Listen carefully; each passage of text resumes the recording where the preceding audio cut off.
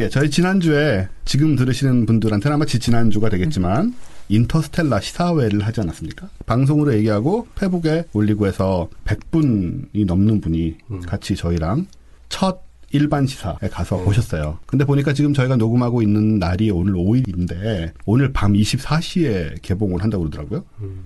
그래서 특이하게도 요즘 뭐 밤새 한다고 그러더라고요. 극장들이. 네, 전 몰랐는데. 역시 실업난이 심각한. 취업난인가요? 어쨌든. 그래서 인터스텔라를 보고 왔습니다. 여기 계신 분들도 꽤 보셨잖아요. 그죠? 네. 재밌었죠? 재밌었다고 해야 돼요, 지금. 네, 재밌었어요. 네. 저는 못 봤어요. 네. 오해의 소지가 있어서 그런데 저희가 초대를 드렸고요. K 박사님. 네. 개인 사정으로 네. 못 오셨습니다. 네. 영화는 굉장히 재밌었고요. 여기서 이제 다양한 과학적 개념들이 등장을 해서 또 그 영화 끝나고 정대승 교수님하고 박상준 SF 아카이브 대표님하고 대담도 했었어요. 거기서도 과학 얘기가 좀 나오긴 했는데 지금 이제 오늘의 주제 지난번에 우리가 광고를 했었습니다. 네. 블랙홀 네. 심화편. 그럼 이제 K 박사님이 1년 남짓 전에 해주신 블랙홀 편은 뭐 잘못된. 그건 뭐 아무것도 아니에요. 근데 그거라도 듣고 가니까 도움이 됐다. 이런 분들이 많았어요. 네. 그거라고 또 말하면 안 돼. 본인이 앞에 있는 별거 아니라고 하셔가지고요.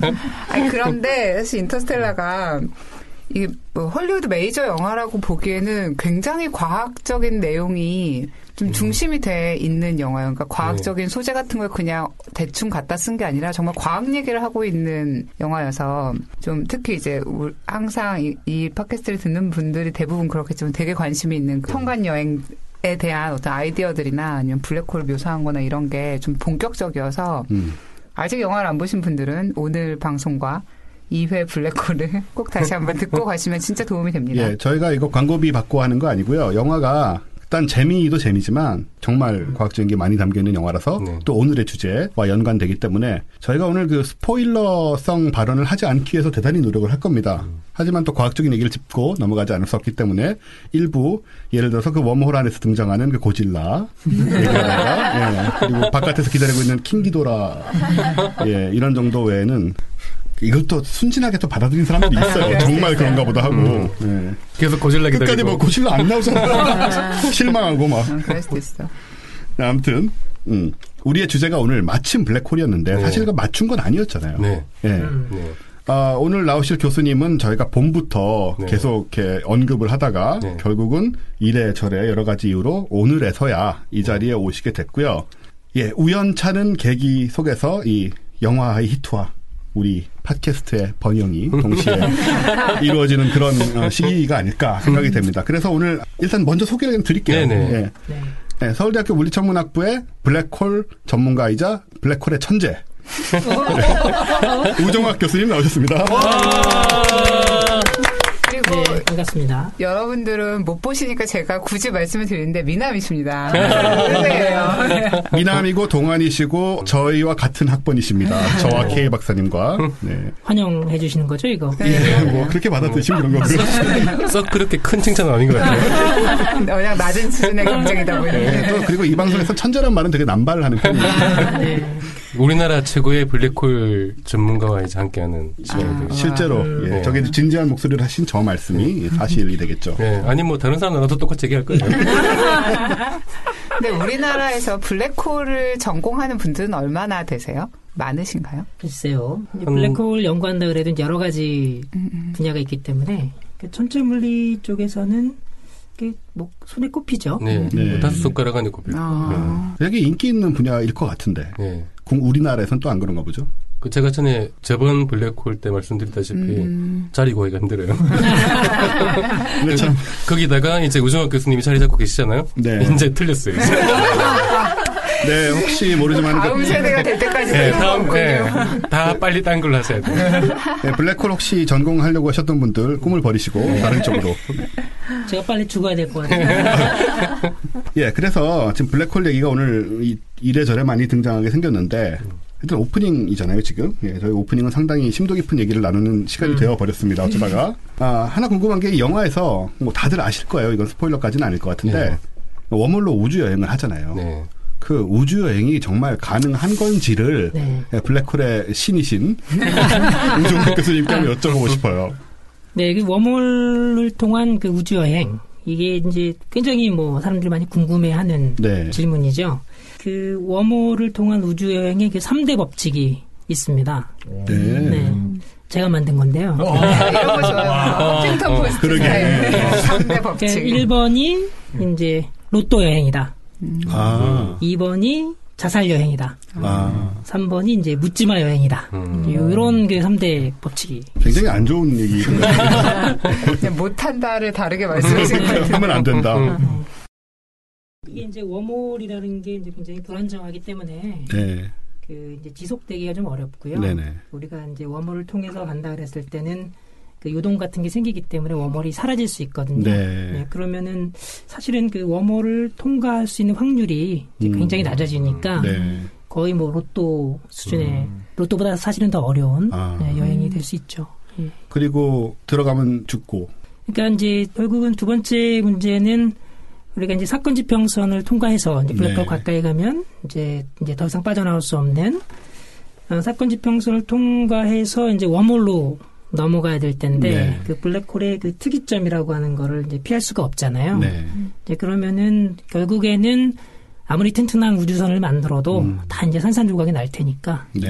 좀 굉장히 어려운 얘기죠. 이제 물론 분해된 그 입자들이 웜홀을 통과해서 그 다른 어떤 시공간의 그 화이트홀 같은 데로 나올 수는 있을 텐데 네. 문제는 그렇게 나오면은 그 입자들을 다시 재조립해 갖고 우주선을 만들어야 되는 거죠. 거기서요? 예. 근데 이제 그게 사실은 죽은 사람을 어떤 이제 원자들을 다 섞어 갖고 다시 살아있는 사람처럼 만드는 것처럼 어려운 문제니까 네. 거의 뭐 이제 자살 여행이다. 이렇게 안 되겠네. 그리고 이제 세 번째가 이제 만약에 그게 가능하다고 하더라도 우리가 이제 블랙홀을 들어가서 웜홀을 통과한 다음에 화이트홀로 어떤 우주의 다른 시공간으로 나간다. 이게 가능하다. 이제 그랬을 때 생기는 문제가 이게 어디로 갈지 모르는 겁니다. 이게. 예, 그러니까 이게 그래서 묻지마 여행. 그렇죠. 예, 그러니까 이게 이제 공간적으로 우리가 뭐 안드로메다로 나올 수도 있고, 네. 아니면 무슨 뭐 100억 광년 떨어져 있는 어떤 은하로 나올 수도 있고, 공간적으로 이제 예측이 불가능하고요. 두 번째는 시간적으로도 이제 과거로 갈 수도 있고, 뭐 미래로 갈 수도 있고. 그러니까 이제 말 그대로 묻지마 여행인 거죠. 네. 예, 묻지마 여행은 좀 위험합니다. 그러니까 죽겠지만 이미 그 전에 나오기 전에 설사 살아남아도 그런 식의 상황이 되니 전혀 권장할 수 있는 여행 방법은 아닌 것 같습니다. 웜홀이 있긴 있는 건가요? 있다는 증거는 아직 없고요. 없고요. 예, 근데 그 증거가 없다 그래서 없다고 말할 수는 없는 거죠.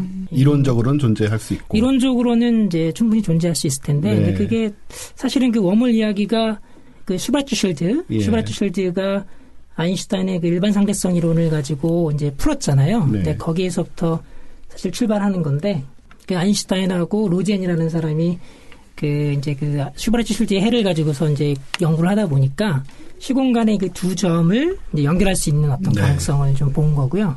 가령 그 무슨 파이프 같은 게 있으면, 기다란 파이프가 있으면 그 파이프를 우리가 이제 휘어가지고 네. U자로 만들 수 있을 텐데요. 그러면 우리가 그 파이프를 따라서 이렇게 삥 돌아갈 수도 있지만 그 파이프를 뚫고 그 두 점을 연결할 수도 있잖아요. 네. 마치 그것처럼 그 이제 3차원의 시공간도 이제 휘어져 있다면, 그렇다면 그 빛이 이제 직선으로 가지만 그거하고 다른 어떤 새로운 경로가 이제 생길 수도 있지 않냐. 이게 이제 그 아인슈타인 로젠 브릿지라고 하는 아인슈타인 로젠 다리라고 하는 거고, 그 이제 그게 이제 사실 출발점이었고 요즘에는 그게 이제 웜홀이라고 많이 불리죠. 예. 블랙홀은 있다라고 얘기를 하니까 웜홀도 있을 것 같은 생각을 계속 하고 사는데 그게 아직 증명은 안 돼 있고. 그렇죠. 예. 그게 이제 화이트홀이라고 하는 거는 그 블랙홀을 반대로 한 게 화이트홀이니까요. 나오기만 하는 거잖아요. 블랙홀은 이제 들어가기만 하는 네. 거고. 근데 그 웜홀은 그 존 휠러라고 하는 그 과학자가 그러니까 블랙홀하고 화이트홀을 이제 붙여가지고 네. 이제 연결을 하면은 웜홀로 예. 그 아인슈타인 로젠 브릿지가 이제 두 개를 연결해 주는 걸로 본 예. 거죠. 오프닝이 상당히 좀 진지한 강의라. 또 자세한 얘기는 좀 이따가 또 예, 구체적으로 또 한번 들어보도록 하겠습니다. 근데 그 인터스텔라에서 웜홀로 여행해서 성공을 하나요? 예, 네. 성공하죠. 괴물이 나와서 그렇지. 아니요. 웜홀에 들어갔더니 벌레들이 우그르고. 계속 그거 미시고 이건 나는 고질라고. 좀 재밌는 것 같아요. 내 생각엔. 벌레와 고질라의 어느 쪽이 재밌는지. 어쨌든 우주 여행은 가능한데 뭐 여러 가지 문제가 많고 살아남기 힘들 것 같은 그런 현대까지는 그런 그림이다라고 생각이 되네요. 그렇죠. 예. 그때 저희 시사회 앞에서 우리 이제 방송에서 여러 번 얘기했던 오큘러스 리프트 그거 시연을 했어요. 여기 영화 보러 가신 분들 혹시 보셨나요 그거? 예. 예. 시연을 했는데 그게 이제 그걸 쓰면 이름이 뭐였죠? 그 우주선 이름이? 인디어런스. 인디어런소라는 우주선 내부를 이제 다 돌아다닐 수 있는 3차원 입체 영상으로 봤는데 야 이게 영화가 이런 식으로 나오면 어떨까? 정말 어떤 세상이 펼쳐질까 하는 그런 경이로운 그런 경험을 했고요. 그런데 또 되게 재밌는 소식 하나는 공포 영화가 이 오큘러스 리프트 에디션으로 지금 나온다는 거예요. 예. 제목이 벤시 챕터인가 뭐 무슨 유명한 영화는 아닌 것 같고요. 예. 그런 공포 영화인데 이 오큘러스를 사면 무료로 다운로드 받을 수 있대요. 예. 그런 걸 지금 만들어서 배포를 하고 있나 봐요. 이건 진짜 무서울 것 같아요. 그러니까 공포 영화 한번 생각을 해보세요. 이걸 끼고 그러니까 입체로 고개 돌리는 대로 다 움직이고. 예. 제가 그런 걸 왜 봐요? 아니 제가 예전에 무슨 그 탄광촌에서 살인 사건 일어나는 그 공포 영화를 3D로 본 적이 있는데요. 곡괭이가 딱 이 이마 사이까지 미간까지 쫙 들어오는데 진짜 무섭더라고요. 그것도. 그래서 근데 오큘러스 리프트는 정말 들어오는 걸 눈 뜨고 보고 계셨어요? 아니죠. 어느 시점에서 감정. 근데 공포 영화가 사실은 실제 무서운 장면을 보여주지 않고 상상하게 만드는 게 더 공포스럽잖아요. 근데 이제 그 이유 중에 하나는 아마도 충분히 공포스럽게 표현하는데 한계가 있기 때문에 아마 그럴 텐데 상상력으로. 이렇게 3차원 입체로 표현하면 아마 조금 새롭게 공포 영화의 장이 열릴 수도 있겠네요. 그러니까 이렇게 앞에 보다가 옆에 이렇게 쓱 돌아보면은 옆에 뭐가 딱 바로 내 옆에 얼굴 옆에 있는 거죠. 예를 들면. 저 공포 영화 안 좋아해요. 안 좋아하는데. 저는 안 볼 거예요. 왜? 저는 되게 싫어요. 그런 거. 아니, 이거를 보고는 오큘러스 리프트를 사야겠다는 생각이 드는 거예요. 이거 얼마 안 해요. 사실 뭐 2, 30만 원이 사는 물건이라. 우리 회사에 샀어요. 아, 그러니까 이거 다운로드 받으세요. 다운로드 받는 방법 아시죠? 링크를 누르면 돼요. 그러니까 한번 체험을 하고 싶은 거예요. 그래서 제가 여러 번 얘기를 하지만은 이거는 앞으로 대중화되면은 세상을 많이 바꿀 기술이라 저희는 계속 관심을 갖고 지켜보고 있는 상황이고 그래서 지금 한번 얘기를 드렸어요. 지금 이 영화 말고 패러노멀 어쩌고 하는 영화. 파라노멀 액티비티? 네, 그것도 지금 이걸로 오큘러스 리프트 버전이 나온다고. 빈집에서 일어나는 약간 무서운 일이 이런 거잖아요. 그러니까 진짜 그 공간에서 오는 공포감이 진짜 극대화될 것 같더라고요. 그러니까 이렇게 고개를 이렇게 위로 올리면 오큘러스 리프트는 하늘이 다 보이잖아. 천장이. 그쵸. 거의 뭐 붙어 있고 막. 그러니까 그렇게 극대화되는 공포 영화를 왜 보는 거예요? 사는 게 재미없어서 그런 거야. 독탈할 수 있어요. 그러니까. 예, 뭐 보지 마시고요. 저는 저 사무실 가서 볼래요. 오큘러스 갖고 계신.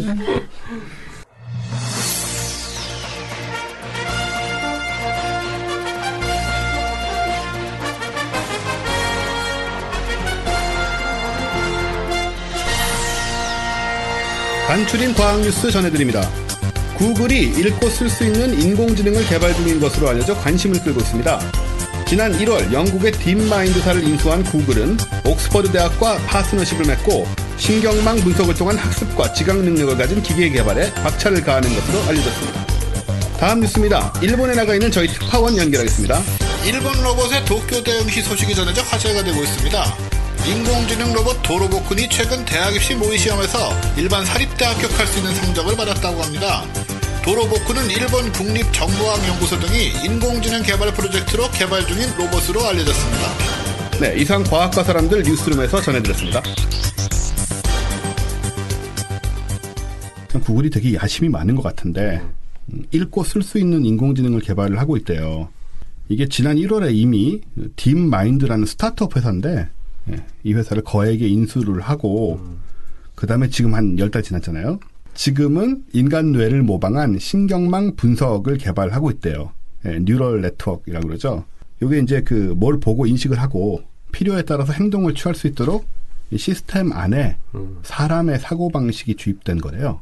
그러니까 컴퓨터가 학습을 할 수 있고 반응할 수 있다. 그래서 이걸 이제 구글이 뭐 이런 연구는 뭐 옛날부터 몇십 년 전부터 한다는 걸 본 것 같은데 재미있는 거는 구글이 이 리더십을 갖고 이걸 끌고 가고 있다. 뭘 하려고 하는 건지. 읽고 쓰는 정도는 지금도 거의 되고 있잖아요. 시리 아니야, 시리? 근데 한편 이러고 있는데 한쪽에서는 또 이런 거 되게 좋아할 것 같은 그 앨런 머스크 있잖아요. 네. 예, 저 테슬라 자동차. 아이언맨의 모델. 실제 모델이라고 하죠. 예.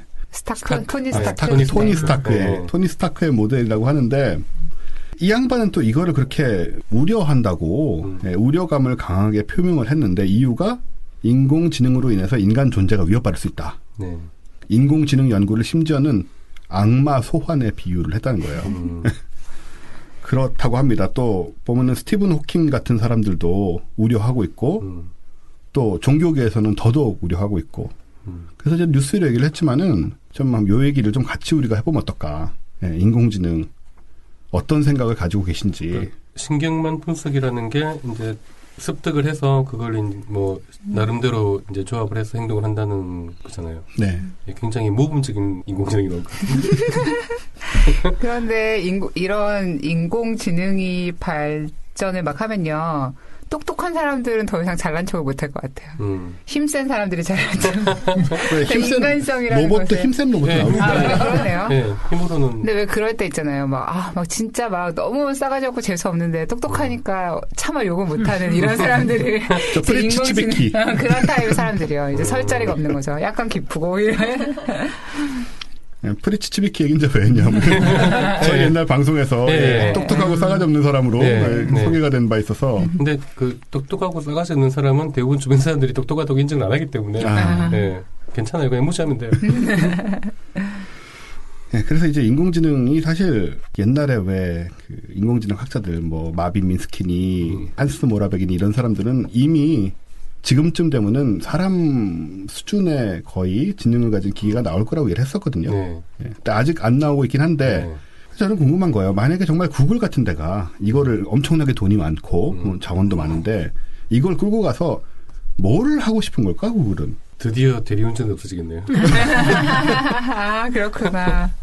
그러니까 웃긴 게 앨런 머스크 테슬라가 얼마 전에 자동 운전 자동차 C 모델을 내놨다고요. 네. 이게 한 앨런 머스크 말로는 한 90% 정도는 기계가 하고 10%는 사람 손이 필요하다.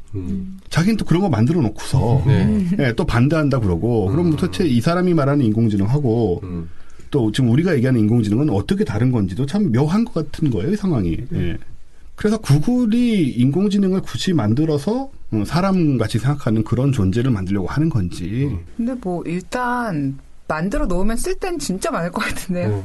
그러니까 어중간한 일들을 다 대신할 수 있잖아요. 그러니까 뭐 지난번에 우리 언제 방송에서 얘기했던 것 같은데 뭐 변호사, 뭐 기자 이런 이제 뭐 회계사 이런 사람들 다 대체 가능하다고 인공지능으로. 처방전 같은 것도. 네, 약사도 마찬가지고. 그렇죠. 영화에도 많이 나오죠. 네, 로봇 의사하고 얘기 갖고 처방전 받고. 그 사람들은 어떻게? 인공지능 만드는 직업으로 바꿔야죠. 그렇죠. 그러니까 이게 그거예요. 우리가 아무리 저 IT가 발전하고 했어도 다 IT 할 수는 없는 건데. 그 실험, 근데 솔직히 말해서 지금 앨런 머스크가 실험 문제를 걱정하는 것 같지는 않고요. 이 사람은 사람이란 존재가 그 존재의 특수성이 희석되고 결국은 우리보다 더 똑똑하고 심지어 더 훌륭하기까지 한 거지, 인격적으로. 그런 존재가 나타나서 우리를 뭐 멸종시킨다거나 실제로 인공지능학자들도 그런 얘기를 했거든요. 심지어 나쁘지도 않은 의미로. 그러니까 우리의 다음 진화된 존재다라는 식으로까지 얘기를 이제 개념을 끌고 왔었거든요.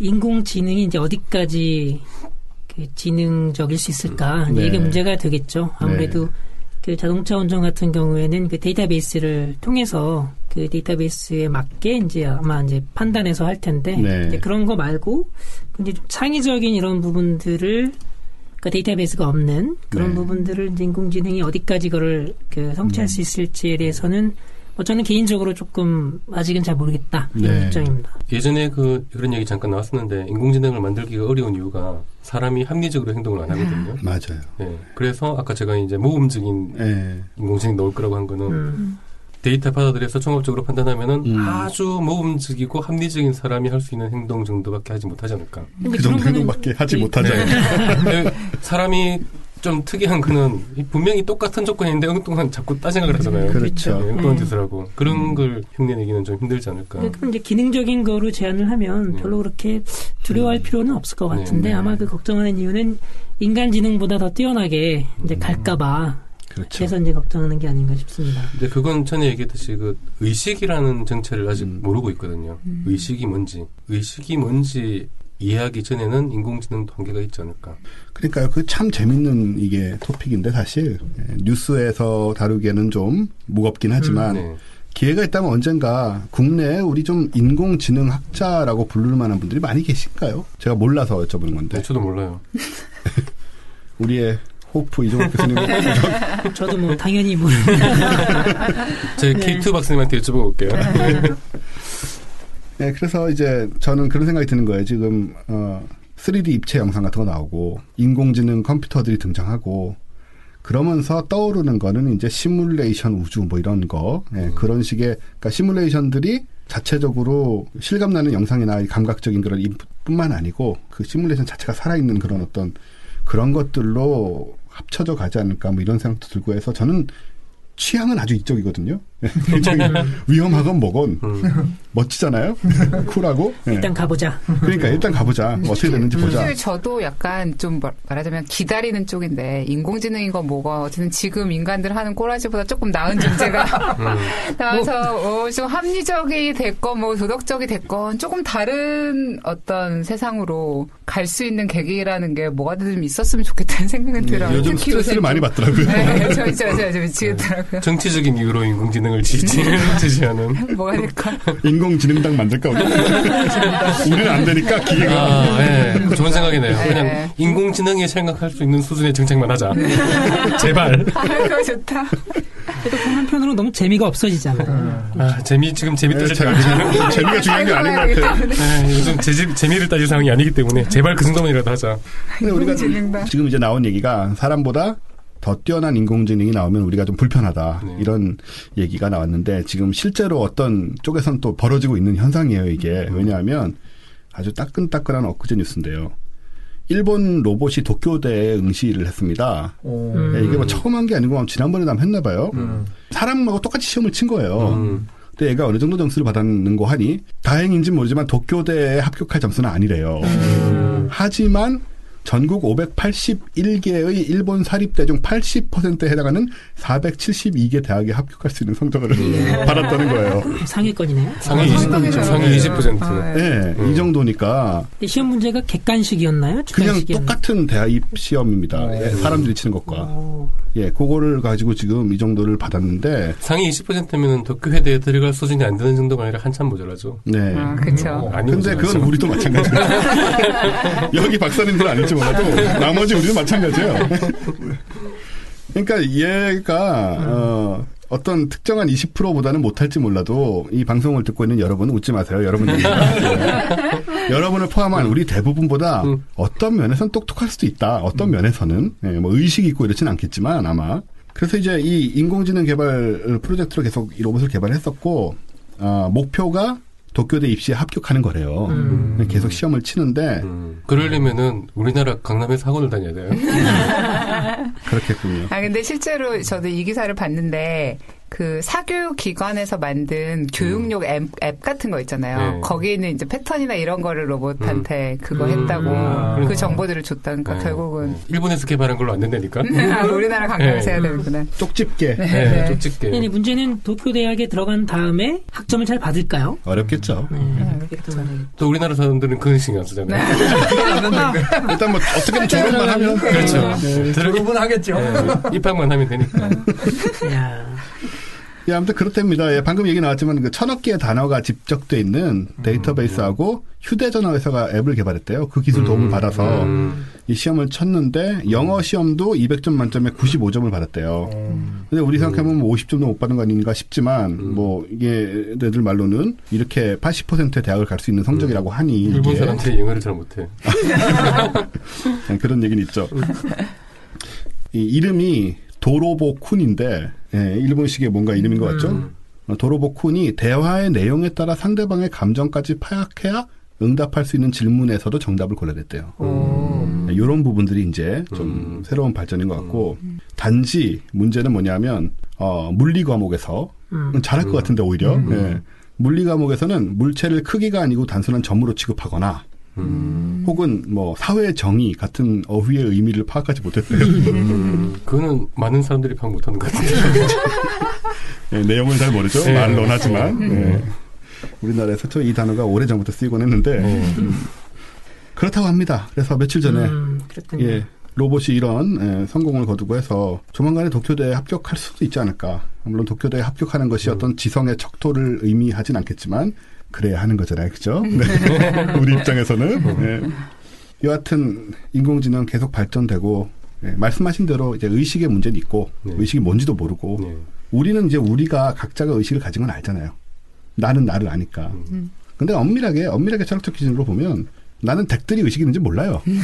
나의 미루어서 유추할 뿐이죠, 사실. 근데 그 로봇의 세계에 만약에 의식이 생겼다, 로봇이 의식이 있다고 주장을 하면 우린 그걸 정말 어떻게 알 수 있을까? 걔가 주장을 하는 것일 뿐인데 우리가 서로 그걸 알 수 없듯이 걔가 주장하면 우린 그런가 보다 하지만 그것도 프로그래밍의 결과일 수도 있고 뭐 이런 식의 얘기들이 많이 있잖아요. 이거 약간 다른 얘기긴 한데요. 저희 얼마 전에 과학관에서 화성관 만들어서 전시를 했었는데 거기에 이제 오퍼튜니티랑 큐리오시티가 화성에 내려가서 이렇게 혼자 탐색을 하고 있는 이런 화면을 크게 보여줬는데 애들이 그거를 보고요. 모든 애들이 그런 건 아닌데 일부 애들은 불쌍해요, 외로워요, 언제 데려와요, 꼭 데려와야 돼요 이런 애들이 있는 거예요. 그래서 거기 이제 부슨트 애들이랑 얘기하면서 쟤네들이 나중에 로봇 인권운동 할 애들이라고 로봇 권리 주장을 우리는 제일 처음에 할 애들이라고 했는데 이게 사실 로봇이 의식이 있고 자아가 있다는 것도 중요하지만 그 얘네들을 보는 인간들이 어떤 식으로 이제 자기를 이입하고 대우를 할지에 따라 사실 인간성의 수준 같은 것도 좀 결정이 될 수도 있을 것 같아요. 이게 진짜 미묘한 문제인 게 사실 SF에서 많이 다뤄지기도 하고요. 그렇죠. 방금 이제 제가 얘기 드렸던 거는 우리가 그 로봇이 의식이 있다고 해도 정말 의식이 있는지 아닌지 알기 어렵다라고 얘기했을 때 그럼 이제 두 개로 나눠지게 되는 거예요. 이 존재를 생명으로 볼 거냐. 그 의식을 가진 생명으로 볼 거냐 아니면은 우리가 단지 의인화할 뿐인 기계 덩어리로 볼 거냐. 거기에 따라서 분명히 로봇이 발전하면서 입장도 갈리고 그걸로 뭐 어떤 진보 보수 대립식의 대립도 일어나고 진짜로 이 로봇 인권 문제도 생겨날 것 같아요. 개발이 되면. 네. 그 정도로 사회가 좀 발전했으면 좋겠어요. 거기까지 좀 우리 멸망하지 말고 나중에 로봇한테 멸망 당하자고요. 차라리 자멸하지 말고. 네, 일단 우리 인권부터 좀 지키고. 그러니까 우리 인권도 못 지키는데 로봇한테 어떻게 하겠습니까 우리가. 아유 어두워집니다. 오늘 주제가 블랙홀이기 때문에. 어쨌든 요 얘기 다음에 기회 있으면 한번 네. 심도 깊게 나눠봐도 좋을 것 같아요. 사실 오늘 저 뉴스거리가 꽤 많긴 한데 그 부분을 아인슈타인의 화장실 쪽으로 좀 돌렸습니다. 뭉뚱그려서 할 얘기가 있어서 며칠 동안 그 로켓도 떨어지고 이런 일들이 좀 있었잖아요. 그래서 오늘 뉴스는 짧게 하고 그 얘기는 의미들을 아인슈타인의 화장실에서 추적해보는 걸로 하고 그러면 저희 팟캐스트의 메인 코너인 뉴턴의 발가락 코너로 들어가겠습니다. 학교 종이 땡땡땡 어서 모이자 선생님이 우리를 기다리신다. 자, 오늘 뉴턴의 발가락은 여러 번 얘기 드렸다시피 블랙홀 심화편 코너고 기대를 많이 받고 있는. 그것을 위해서 이제 우종학 교수님이 여기에 오셨고요. 오늘 저는 얘기 안 할 거예요. 같이 하시죠. 네, 할 게 별로 없을 거예요.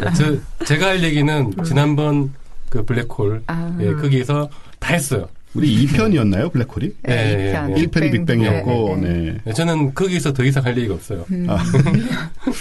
그럼 벌써 한 1년 반 가까이 지난 건데 1년 반 동안 저희가 발전을 해서 이제 블랙홀의 천재, 블랙홀의 신 우종학 교수님을 모셔서 더 자세한 얘기를 듣게 됐는데요. 일단 제가 하나 여쭤볼게요. 네. 제가 얼마 전에 저희 뉴스에서 사실 다뤘던 건데 웬 박사님이 블랙홀이 없다고 주장을 하시는 논문을 냈다고 해서 저희가 아니 그럼 여기 앞에 박사님 계시고 우리가 보고 있는데 저분이 존재할 수 없다라는 얘기를 하는 거냐 이렇게 반문했던 적이 있거든요. 그래서 이제 이게 아직도 논의가 되고 있는 건지 블랙홀이 정말 있다 없다의 문제가. 그게 이제 한 15년 정도, 한 20년 전까지만 해도 우리가 이제 저널에다가 논문을 쓸 때 블랙홀 후보 이런 말을 썼습니다. 네. 근데 지금은 이제 블랙홀 후보 이렇게 안 쓰고 그냥 블랙홀 쓰거든요. 그 정도로. 네, 그 정도로 이제 블랙홀이 존재한다라는 것은 이제 의심하기 어려운. 네. 이제 보편적으로 받아들여지는 그 얘기라고 할 수 있죠. 근데 블랙홀은 안 보이는 게 특징이라고들 하는데 이거를 관측한다는 것이 네. 지난번에 살짝 얘기했던 것 같기도 하지만 정확하게 무슨 얘기인지 관측이라는 게 일단 이제 블랙홀이 이제 말 그대로 정의상 네. 빛을 내지는 않으니까 이제 볼 수는 없잖아요. 네. 네, 그래서 이제 눈으로 확인할 수는 없습니다. 네, 그런데 그 블랙홀이라는 게 이제 물리적인 특성이 워낙 중력이 센 거니까 네. 블랙홀 근처에 있는 뭐 별이라든가 가스들이 상당히 빠르게 운동하게 되는 거죠. 네. 그래서 뭐 쉽게 얘기하면 아무것도 안 보이는데 막 별들이 막 빠르게 돌고 있다. 네. 그러면 이제 그 별들을 빠르게 회전하는 어떤 그 강한 중력을 가진 뭔가가 있다. 이렇게 볼 수 있는 것이죠. 네. 예. 우리 왜 인터스텔라 영화에서 보면 블랙홀이라고 나오는데요. 네네. 얘는 뭐 번쩍번쩍 하더라고요, 그냥. 아주 잘 보이고. 이렇게 링으로 막 생겨가지고, 막 금색으로. 네. 이거 나름대로 무슨 과학적 근거를 가지고 만들었다는 식으로 얘기를 하는데, 영화에서는. 그러니까 이제 블랙홀이 이제 딱 우리 눈앞에 딱 있으면, 블랙홀이 혼자 딱 있으면 아무것도 안 보일 거예요. 근데 문제는 블랙홀 뒤에 네. 이 별이 이제 배경으로 있겠죠. 그럼 이제 그 별빛이 우리한테 이제 올 텐데, 네. 가령 이제 블랙홀 뒤에 있으면 블랙홀에 가려서 안 보일 거잖아요. 멀리 예, 있는 별들이. 그렇죠. 네. 예, 근데 이제 블랙홀이 워낙 중력이 세니까 블랙홀 그 근처의 시공간이 휘어집니다. 네. 그러면 이제 빛은 직진을 하는데 블랙홀 뒤에 있는 빛이 쭉 오다가 블랙홀 근처에서 휘어진 공간을 타고 넘어오는 거죠. 그 빛이 보이는 건가요? 그럼? 그렇죠. 예. 그러니까 이제 동그랗게, 렌즈 예, 그렇죠. 동그랗게, 중력 렌즈 예, 현상? 그렇죠, 그렇죠. 예. 예. 그러니까 이제 뭐 렌즈를 들고 보면 이제 휘어 보이는 것처럼 네. 블랙홀 자체가 이제 렌즈처럼 역할을 하는 거죠. 그럼 그 블랙홀 빛, 그 금색 그게 블랙홀 빛이 아니고 그 뒤에서 온 빛들이 모여가지고 이렇게 막 커져 보이고 막 이런 것이었을까요? 그러니까 아마 그 상상을 해보면 네. 그 블랙홀의 그 사건 지평선에 해당하는 어떤 원이 네. 예, 까맣게 보일 거고요. 근데 거기는 이제 아무것도 안 보이는 거고, 네. 그 사건 지평선 바로 바깥쪽에는 이제 이렇게 반지처럼 그 블랙홀 뒤에 있는 별빛이 이제 그 좀 닫혀 있다가 튀어나오는 이런 그래서 반지처럼 보일 겁니다. 그래서 영화에서와 예. 비슷한 느낌으로 아마 그렇죠. 보이지 않을까. 예. 그다음에 또 하나는 그 블랙홀 아주 가까운데 이제 가스 이런 게 있으면 네. 물질들이 있으면은 이제 그게 이제 블랙홀 사건 지평선으로 이제 빨려 들어가겠죠. 네. 네, 그러면은 이제 소위 그 강착 원반이라고 해서 네. 그 동그란 그 디스크 같이 그렇게 이제 회전하다가 들어가게 되는데요. 네. 그게 이제 만약에 있다 그러면 블랙홀 앞쪽에 있는 그 원반이 보이고 블랙홀 뒤쪽에 있는 원반은 안 보이겠지만 다시 또 중력 렌즈 효과에 의해서 그 반지처럼 보이게 되는 거죠. 야. 그러니까 영화가 진짜 정확하게 만들었단 말을 나름- 그래서 네, 그렇죠, 그렇죠. 나오는군요. 예, 그래서 블랙홀 뒤쪽에 있는 원반까지도 반지처럼 이렇게 예. 예, 보이는 거고 앞쪽에 있는 원반은 그냥 보이는 거고. 그래서 그 영화에 아마 이거 영화 스틸 사진이나 이런 거 통해서 네네네. 이 정도는 다 보셨을 것 같은데 이 여러 개의 이 링이 생기는 게 다 이제 지금 말씀하신 그런 식으로. 그렇죠. 예. 네. 예. 아하. 워낙 그 실제 블랙홀 전문가가 자문을 했고 그 킵손 교수님. 킵슨 네. 교수가 자문을 했고 예. 그 과정을 또 논문으로 쓰신대요. 그러니까 예, 영화 자문하면서 이제 예. 그 내용을 그 정도로 예, 은밀하게 자문을 했기 때문에 그 중력 렌즈 효과는 굉장히 잘 알려져 있고요, 이미. 그리고 그 중력 렌즈에 의해서 이제 어떻게 빛이 구현될 거냐, 그 앞에서 보는 관찰자에게 네. 이런 것들은 이제 상당히 뭐 이론적으로는 잘 알려져 있습니다. 네. 그 중력 렌즈는 굉장히 쉬운 수학이거든요. 그냥 뭐 이렇게 각도 나오고 길이 나오고 이렇게 네. 이런 거라서 쉬운데, 이제 중력 렌즈 중에서도 블랙홀은 워낙 그 시공간을 휘게 하는 정도가 뭐 극대화가 되니까 네.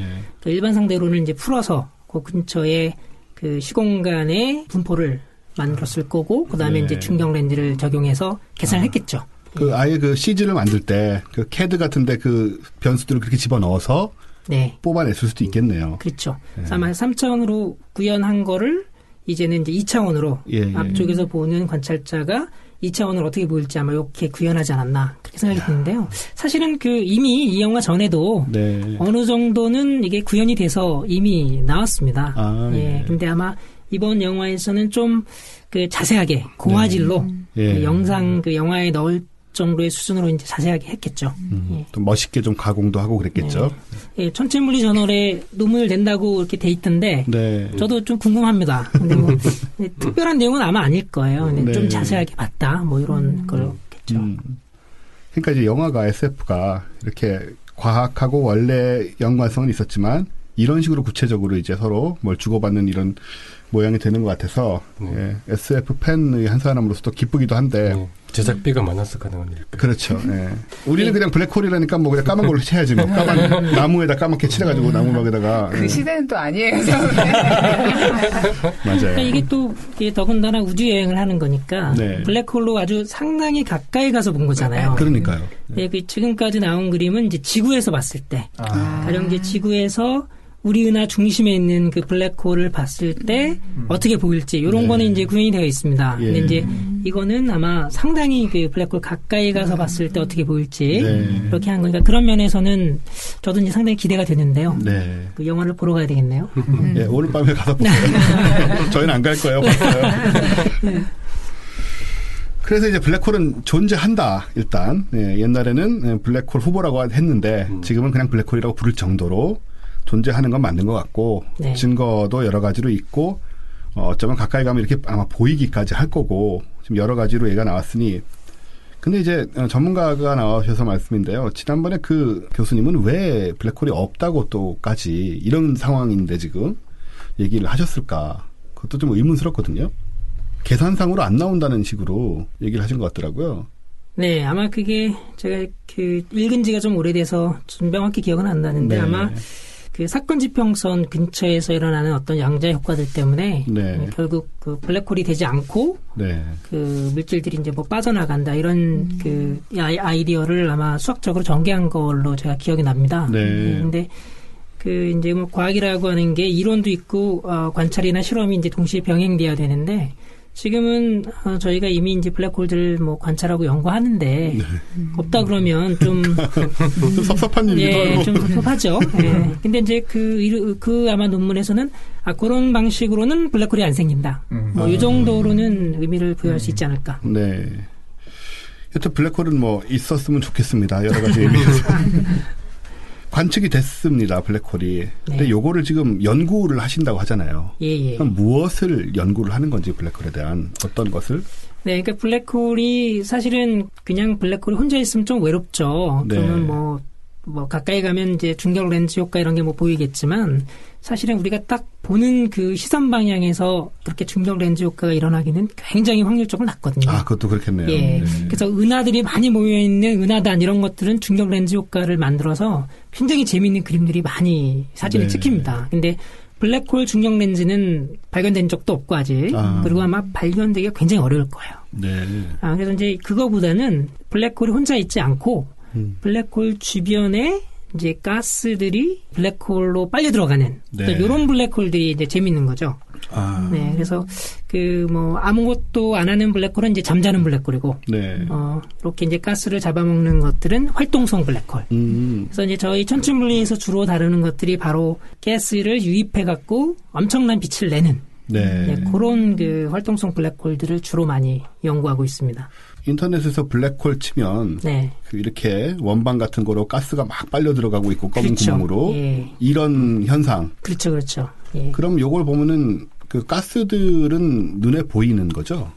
실제로 관측이 가능한 네. 방향으로. 그러니까 우리가 블랙홀 근처에서 받는 빛은 대부분 그 사건 지평선을 들어가기 전에 네. 그 아주 가까이에 있는 가스가 굉장히 고온이기 때문에 그 열복사, 소위 열복사를 통해서 나오는 그 빛을 우리가 보는 것이죠. 그래서 이게 이제 뭐 태양에 비하면 온도가 워낙 높기 때문에 주로 X선을 많이 내고요. 자외선을 이제 주로 많이 내고 가시광선도 어느 정도 냅니다. 그래서 우리가 이제 가시광으로 우리가 사진을 찍으면 블랙홀 근처에 이제 그 가스들이 내는 빛을 찍을 수 있는 거죠. 예.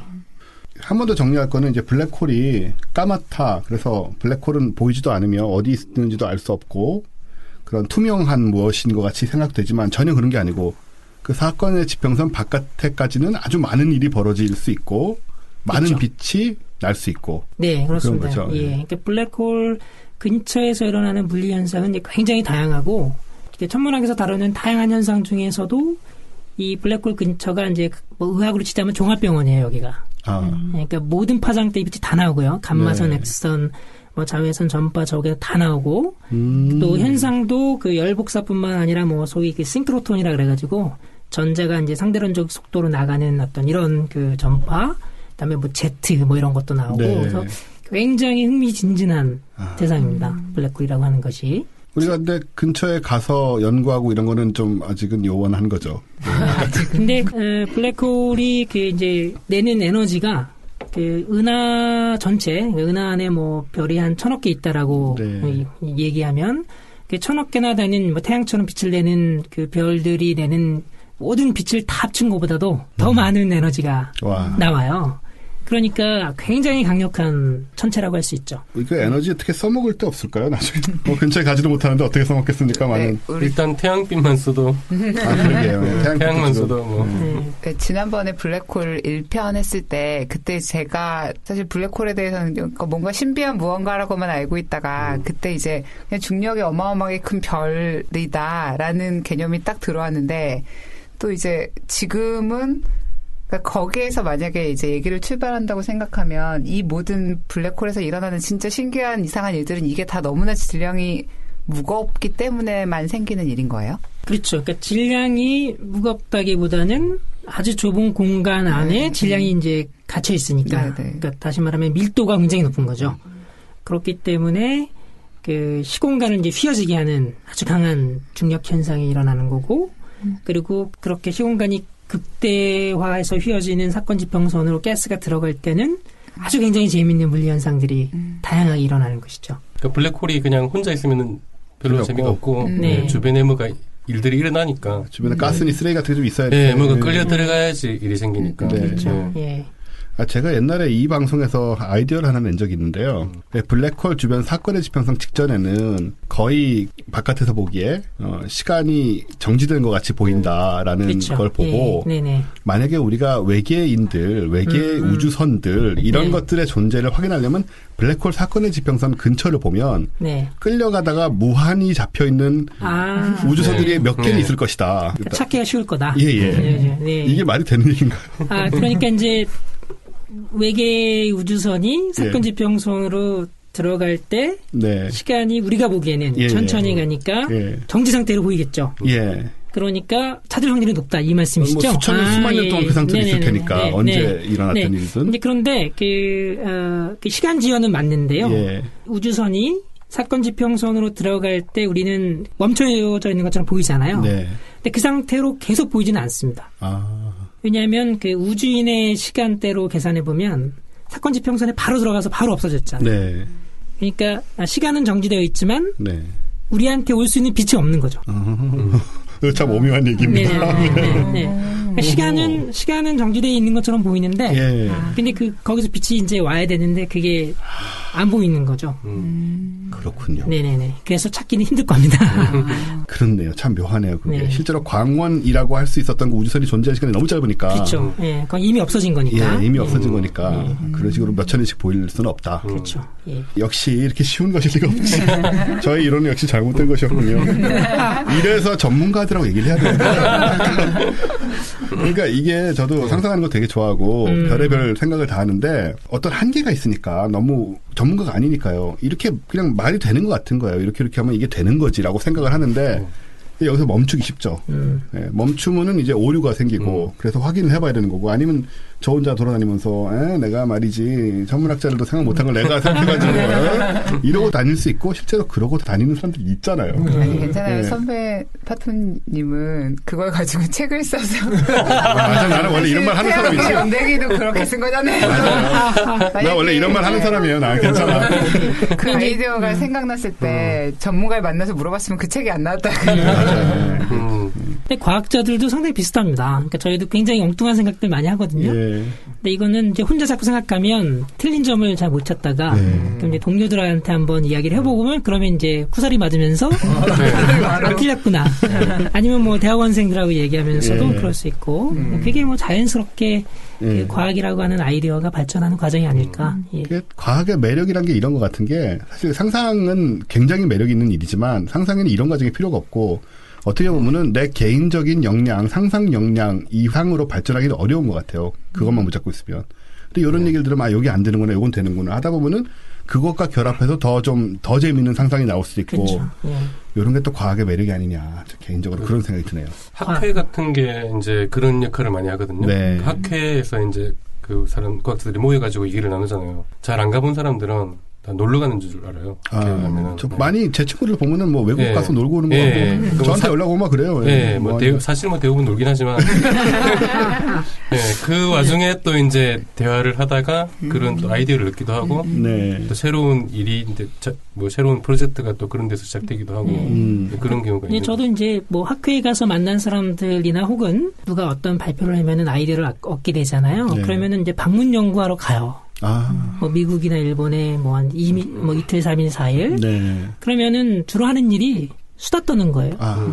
칠판 앞에서 이제 막 서로 얘기하면서 뭐 너 틀렸다, 이거 틀렸다, 뭐 또 다른 이야기. 칠판에서 막 수식 쓰면서 수다. 그렇죠. 우리의 수다와는 좀 다른 거예요. 착각할 뻔했어요. 수식이라기보다는 이제 그 그림이 잘 안 그려지니까 이제 그래프 같은 건 좀 그린다든가 약간 정리하면서 그게 이제 저는 뭐 개인적으로 과학을 하는 그 과정 중에서 제가 제일 즐기는 거. 그게 이제 그 부분입니다. 이제 수다들 때 이제 자기 얘기들을 막 하거든요. 자기 이런 연구하고 있고 뭐 그랬을 때 이제 반응들이 이제 세 종류 정도가 있어요. 단계가.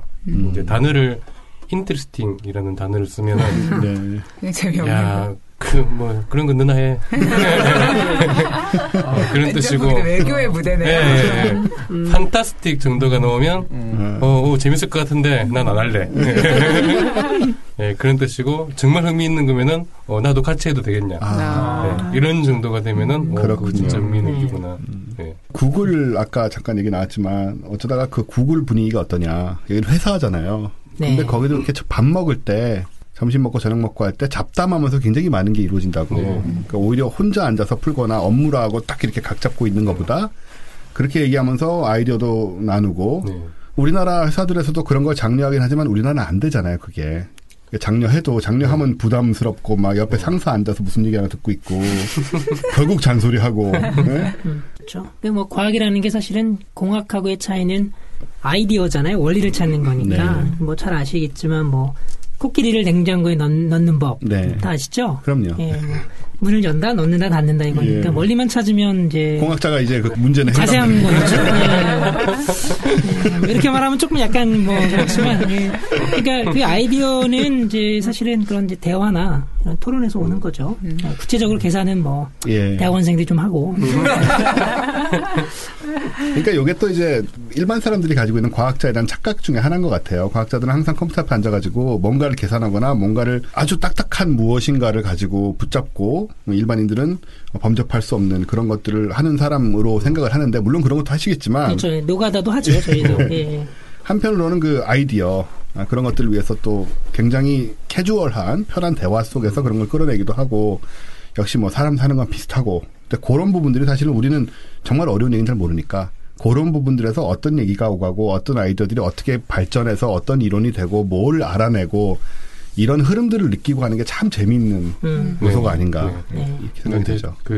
그런 얘기를 하면은 재밌을 것 같은데 어떤 아이디어가 하나 나오면 이제 그걸 논문으로 쓰려면 몇 달을 노가다를 해야 된다는. 그러게요. 그러니까 안 하길 잘했지 우리는. 오늘 재밌는 파트만.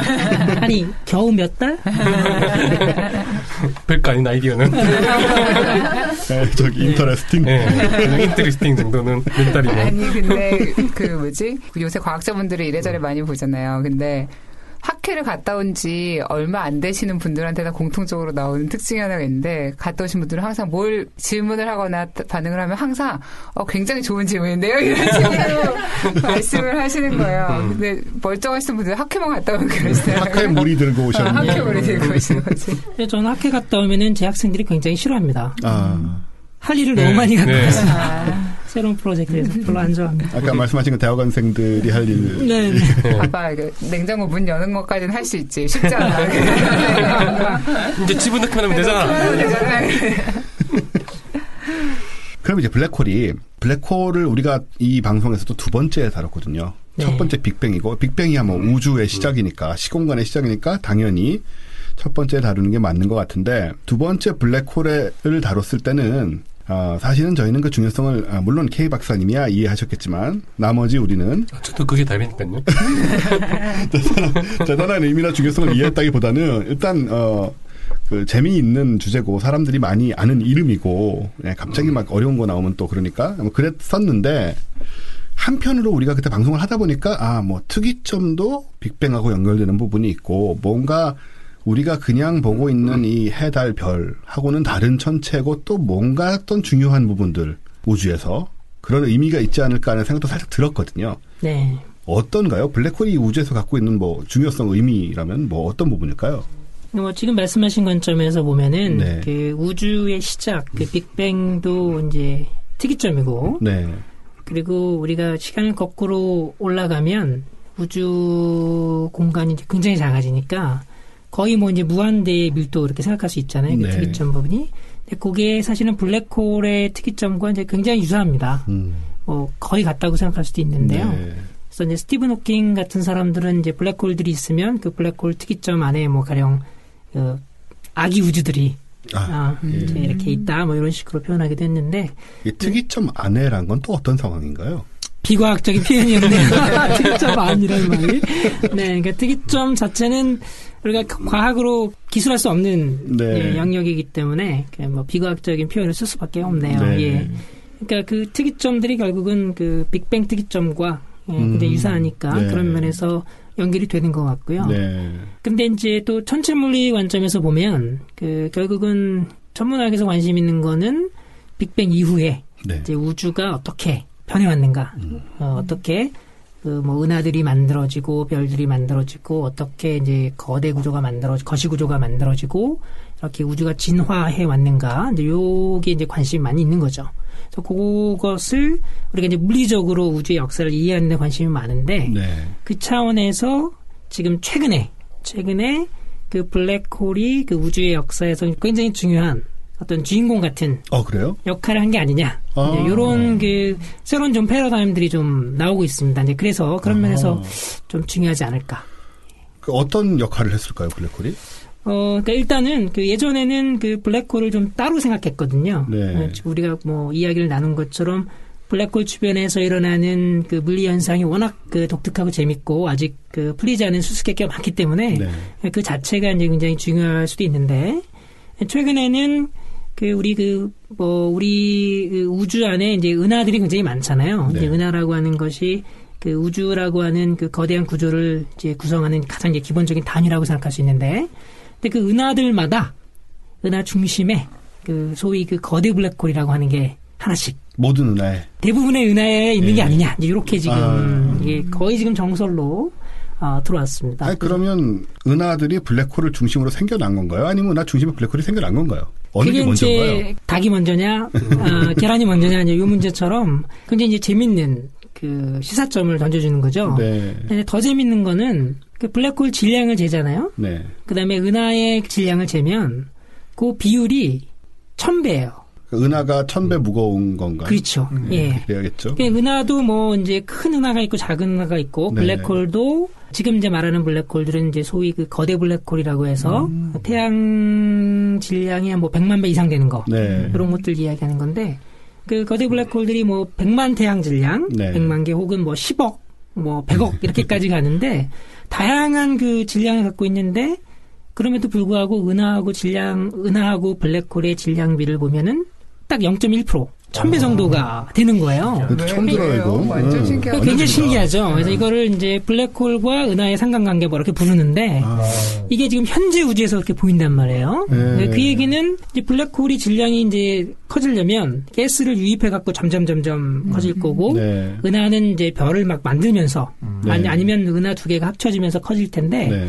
그 100억 년의 역사 동안에 이제 블랙홀이 성장해 온 과정과 은하가 이렇게 진화해온 과정이 굉장히 밀접하게 뭔가 좀 연결되어 있는 것 같은 공생을 했다든지 혹은 뭐 공동 진화를 했다든지 예. 네. 그게 이제 최근에 아주 핫토픽입니다. 그러니까 뭔가 좀 톱니바퀴처럼 같이 굴러 돌아가는 뭐가 있다는 얘기잖아요. 네. 네, 그래서 그 1000분의 1이라는 거는 거의 그 경험 법칙으로 거의 수식화될 수 있는 정도의 수준인가요? 네네네. 네. 그러니까 이게 그 우리가 이제 블랙홀을 자세하게 연구할 수 있는 게 굉장히 가까이 있는 은하들만 가능하거든요. 네. 왜냐하면 블랙홀 근처에 이제 가스나 별들이 운동하는 걸 이제 측정할 수가 있어야 되기 때문에, 그래서 한 100개 정도가 이제 연구가 됐는데, 네. 아주 가까이 있는 은하들. 근데 걔네들 보면 다 이제 블랙홀이 있는 거예요. 그러니까, 그럼 대부분 다 은하들이 블랙홀이 있는 게 아니냐. 이렇게 이제 생각을 하게 되는 거고, 뿐만 아니라, 그 아주 먼 우주에는 아까 말씀드린 활동성 블랙홀, 네. 에너지를 엄청나게 많이 내는 그런 그 현상들이 굉장히 많이 발견되거든요. 네. 그 은하 중에 한 뭐 어떻게 정의하느냐에 따라 다르지만 수퍼센트에서 뭐 10%까지. 네. 뭐 은하가 뭐 100만 개가 있으면 10만 개가 그런 일을 보여주는 거죠. 그래서 그런 것들이 이제 대부분의 은하가 블랙홀을 갖고 있다라고 하는데 이제 증거가 되는 거고, 네. 그 이제 그 가까이 있는 100개 은하의 경우에는 이제 블랙홀 질량은 상당히 이제 정확한 게 잰 거죠. 네. 그리고 은하를 재봤더니 그런 이제 1000배의 비율이 있다. 근데 이게 이제 그럼 블랙홀이 먼저 생긴 다음에 은하가 질량이 딱 거기 맞춰서 되도록 한 거냐? 네. 아니면 은하가 먼저 생기고 은하가 이제 가스를 블랙홀에 네. 주는 거를 이제 조절해서 블랙홀 질량이 딱 맞춰진 거냐? 네. 이게 지금 이제 핫토픽으로. 제가 제대로 질문을 한 거네요. 네. 이게 사실 우리가 블랙홀이 은하의 중심에 있다 이런 얘기 좀 주워 들어왔잖아요. 들어왔는데 그게 이런 의미를 갖고 있고 그런 상관관계를 그렇죠. 갖고 있는지는 잘 몰랐어요. 이게 한 20년도 안 된 얘기입니다. 그러니까 최근에 된 얘기죠. 그러니까 우리는 중앙에 블랙홀이 있다고 해도 그냥 대충 뭐 블랙홀 떡져가지고 거기 막 별들 모여서 오래된 별들 모여가지고 떡져가지고 이렇게 대충 생기고 뭐 이게 일반적인 은하의 뭐 어떤 현상이거니 생각을 한 정도인데 그런 상관관계를 규명하는 부분들은 나중에 거기서 무슨 얘기가 나올지 좀 모르는 그런 어떤. 예, 그런 논문이 이제 2000년쯤에 나왔고요. 네. 그래서 이게 도대체 말이 되냐. 블랙홀은 뭐 굉장히 작은 스케일이잖아요. 네. 근데 반면에 이제 은하는 그렇게 크니까 그렇죠. 이 두 개가 어떻게 서로 이렇게 뭐 서로 상호작용을 해갖고 이렇게 됐냐. 네. 지금 우리가 이제 이해하는 바로는 블랙홀이 이제 가스를 잡아먹으면서 그 에너지를 내면 네. 그 에너지가 워낙 많기 때문에 그 에너지가 결국은 은하 내에서 별이 만들어지는 그 과정에 영향을 줘서 그걸 이제 소위 피드백이라고 우리가 부르는데요. 네. 그래서 결국은 이제 블랙홀과 은하가 서로 이제 조절되는 게 아니냐. 그런 시뮬레이션들은 많이 있습니다. 이론적으로 이렇게 은하를 만들어갖고 네. 블랙홀을 만든 다음에 얘가 이제 시간에 따라 어떻게 변하는지를 연구하는 것들이 상당히 많이 하고 있죠. 신기하다. 지금 얘기가 들어보면 우리 우주에 물론 뭐 암흑 물질도 있고 5만 개 다 있지만 우리 적어도 눈에 보이는 것들은 대부분 별, 또 별은 그렇죠. 그 은하 안에 있고 네. 이런 건데 그 은하의 중심에 거의 예외 없이 아마 블랙홀이 있을 것이다 이고 그 은하와 블랙홀이 이렇게 상호작용을 하고 있다라는 건 말씀하신 대로 블랙홀을 좀 우주의 주인공으로 끌어오는 그렇죠. 그런 그림이 되는. 네네네. 예. 네네. 이게 지금 현재 우주에서 그렇거든요. 예. 현재는 그런데 그러면 이거를 왜 이렇게 생겼냐? 닭이 먼저냐? 달걀이 먼저냐? 이거를 풀려면 과거를 가서 재면 되잖아요. 예. 그렇죠. 왜냐하면은 뭐 30억 광년 떨어진 은하하고 블랙홀을 연구하면 네. 결국 우리가 30억 년 전에 과거의 모습을 보는 거니까 먼데를 보면 그때 이제 블랙홀 질량과 은하의 질량비가 어땠는지를 재면 되는 거죠. 근데 이게 굉장히 어렵습니다. 그게 막 재면 되는 거 아닌가요? 멀리는 거. 일단 이제 질량을 재는 게 상당히 어렵거든요. 그러니까 질량은 어떻게 잽니까? 대체 항상 궁금했는데. 예. 결국은 중력을 이용하는 거죠. 예, 중력을 이용하는 건데, 가령 그 활동성 블랙홀 주변에 이제 가스들이 이제 들어가는 경우에는 네. 굉장히 그 블랙홀 가까이에 있는 가스의 그 입자들이 뭐 수소라든가 이런 네. 것들이 거의 뭐 초속 수천 킬로미터. 수천 킬로미터요. 예, 초속 정도로 블랙홀 주변을 막 광속의 100분의 1 뭐 이런 정도 속도로 들어간다는 얘기죠. 그렇죠. 예. 그래서 굉장히 한 10,000 이상도 가고요. 예. 한 20,000까지도 뭐 보고되고 있는데요. 그러니까 이제 그 가스들을 가지고 초속 수천 킬로미터 속도를 내는 이 속도하고 그다음에 그 가스가 블랙홀로부터 얼마만큼 떨어져 있는지 거리하고 계산이 나오는군요. 두 개를 딱 치면 나오는 거죠. 야, 간단해요. 아까 간단한데 왜 어렵다고 하셨어요? 근데 이제 문제는 속도는 재기가 쉽습니다. 네. 우리가 이제 스펙트럼을 이제 분광을 해갖고 이제 빛을 이제 나눠가지고 보면 네. 그 가스들의 속도는 재기가 쉬운데요. 도플러 문제는 효과. 도플러 효과로 우리 문제는 많이 했죠. 여기 수준이 좀 높군요. 그 정도는 하면 됩니다. 근데 이제 거리는 이게 빛의 속도로 가면은 한 뭐 10일, 네. 한 뭐 100일 이 정도거든요. 그러면 멀리 있는 은하들은 우리가 지구상에서 그거를 분해낼 수가 없어요. 그렇겠네요. 거리를 못 재요. 그게 굉장히 어렵습니다. 이걸 해결하는 방법이 바로 메아리 효과를 이용하는 방법이죠. 이 메아리 효과라는 게 뭐냐면 그 블랙홀 바로 근처에서 빛이 나오는데 네. 엑스선이나 뭐 UV 뭐 가시광선이 나오는데 그 빛이 이제 변광을 합니다. 밝아졌다 어두워졌다. 그런데 그 빠른 속도로 움직이는 가스는 약간 떨어져 있거든요. 네. 요 가스의 빛을 재면 얘도 밝아졌다 어두워졌다 해요. 그런데 그 두 개가 시차가 있는 거예요. 시차가. 와. 왜냐하면 빛이 이만큼 가서 가스들을 때려야 이제 얘가 이제 밝아지는 거니까. 그래서 이거를 이제 우리가 쭉 그 모니터링을 하는 거죠. 관측을 쭉 하면 그러면 이제 광도가 변하는 곡선이 이렇게 나오고, 네. 그다음에 가스들도 나오고, 그럼 두 개의 그 시차가 정확하게 빛이 가는 데 걸리는 거리. 그게 바로 이제 거리를 주는 거죠. 이게 메아리 효과. 메아리 효과, 빛의 메아리 효과. 와, 그러니까 이게 무슨 추리 소설 같아요. 정말 재밌어요. 이거는 웬만한 블랙홀 책에 안 나오는데. 아, 그래요? 우종혁 교수님이 지금 하시고 계시는 연구. 직접 연구를 하고 계신 거예요, 이거를? 네, 이게 근데 그러면 이게 뭐 측강, 분광, 망원경을 통해서 그런 그 블랙홀을 오랫동안 관측을 해야 되거든요. 근데 그게 망원경 시간을 그렇게 주지를 않죠. 그래서 저는 뭐 개인적으로 제가 제 망원경이 하나 생기면 쭉 하고 싶긴 한데, 그래서 이렇게 해서 측정된 게 한 50개. 50개. 네네네. 그래서 제가 캘리포니아 대학에 있을 때도 저희가 이제 한 3개월 동안 3m 망원경 하나를 아예 그냥 거의 전세를 내가지고 매일 한 12개를 쭉 관측을 했어요. 3개월 동안. 그래서 이제 그 12개 정도를 우리가 측정한 기억이 있는데요. 네. 지금 다 뭐 한 30년 정도 우리가 했는데 지금 50개 정도밖에 되지 않습니다. 그게 이제 몇 억 광년 이상 떨어진 먼 블랙홀들이 위주인가요? 상대적으로 좀 가까운 블랙홀들이에요. 왜냐하면 멀리 떨어지면은 적색 편의 효과 때문에 이게 만약에 시차가 1년 걸린다. 근데 적색 편의가 2다 그러면은 1 플러스 G에서 3배로 길어져요. 네. 그래서 이제 관측은 3년이 걸리는 거예요. 그런 문제가 있군요. 네네네. 그러니까 이제 적색 편의 때문에 빛이 우리한테 오는데 그게 벌어지기 때문에 원래는 1년인데 실제로는 3년 차이가 나니까 3년 차이를 찾으려면 한 10년 관측을 해야 되는 거죠. 그러게요. 개인 망원경이 생기기 전에. 상당히 어려운. 사실 저희 방송 많이 들으신 분들은 대충 이게 무슨 얘기인지 따라오실 수 있지 않을까 생각이 되는데 도플러가 나왔었고 적색 편의 이런 얘기도 나왔었고 하니까 아무튼 참 이런 얘기 들으면 정말 저 머리 두뇌 싸움들 내가 가지고 있는 소재들 내가 볼 수 있는 것들을 가지고 뭘 알아낼 수 있는가 어떤 방법으로 그걸 찾아내는 그 작업이잖아요. 그렇죠. 질량이라고 하는 게 이제 블랙홀에서 가장 중요한 물리량이기 때문에 근데 뭐 블랙홀은 머리가 없다 뭐 이런 얘기도 들어보셨잖아요.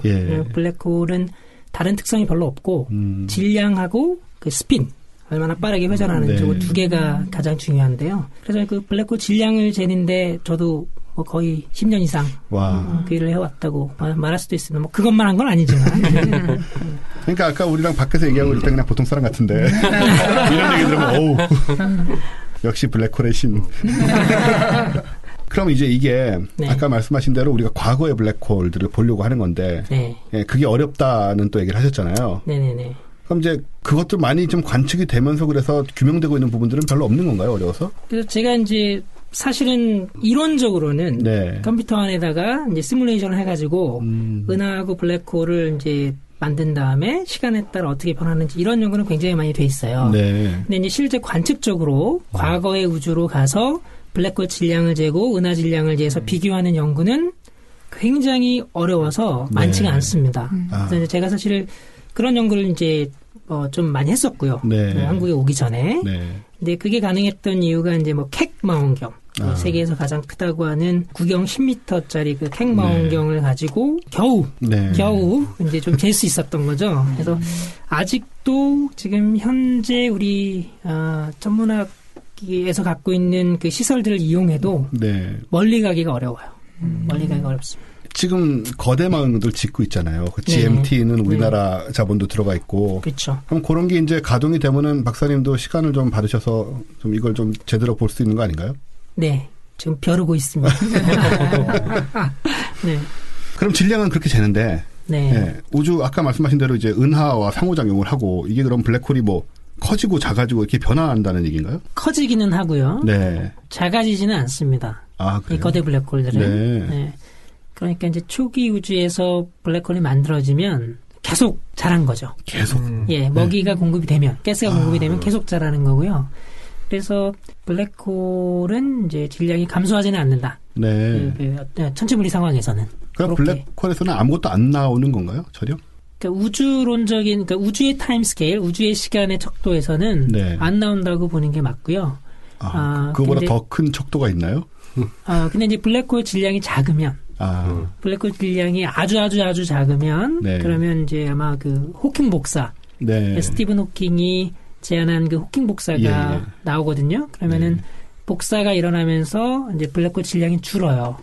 작아질 수도 있다. 그렇죠. 예. 그 호킹 복사 얘기는 저희가 저번에 하긴 했는데 좀 자세히 설명. 한 번 더 얘기를 해주시겠어요? 네. 뭐 자세히 얘기할 건 없을 것 같고요. 어차피 못 알아들으니까요. 그냥 간단하게만. 이제 간단하게 이제 사건 지평선을 우리가 일반 상대론적으로 보면 그게 이제 어떤 하나의 닫힌 개로 생각할 수 있는데 거기서 아무것도 못 나오니까. 근데 이제 양자역학적으로 보면 그러면은 그 어떤 양자 터널 효과 같은 거 해서 순간적으로 이제 나올 수 있죠. 빛의 속도보다 빨라질 수도 있고요.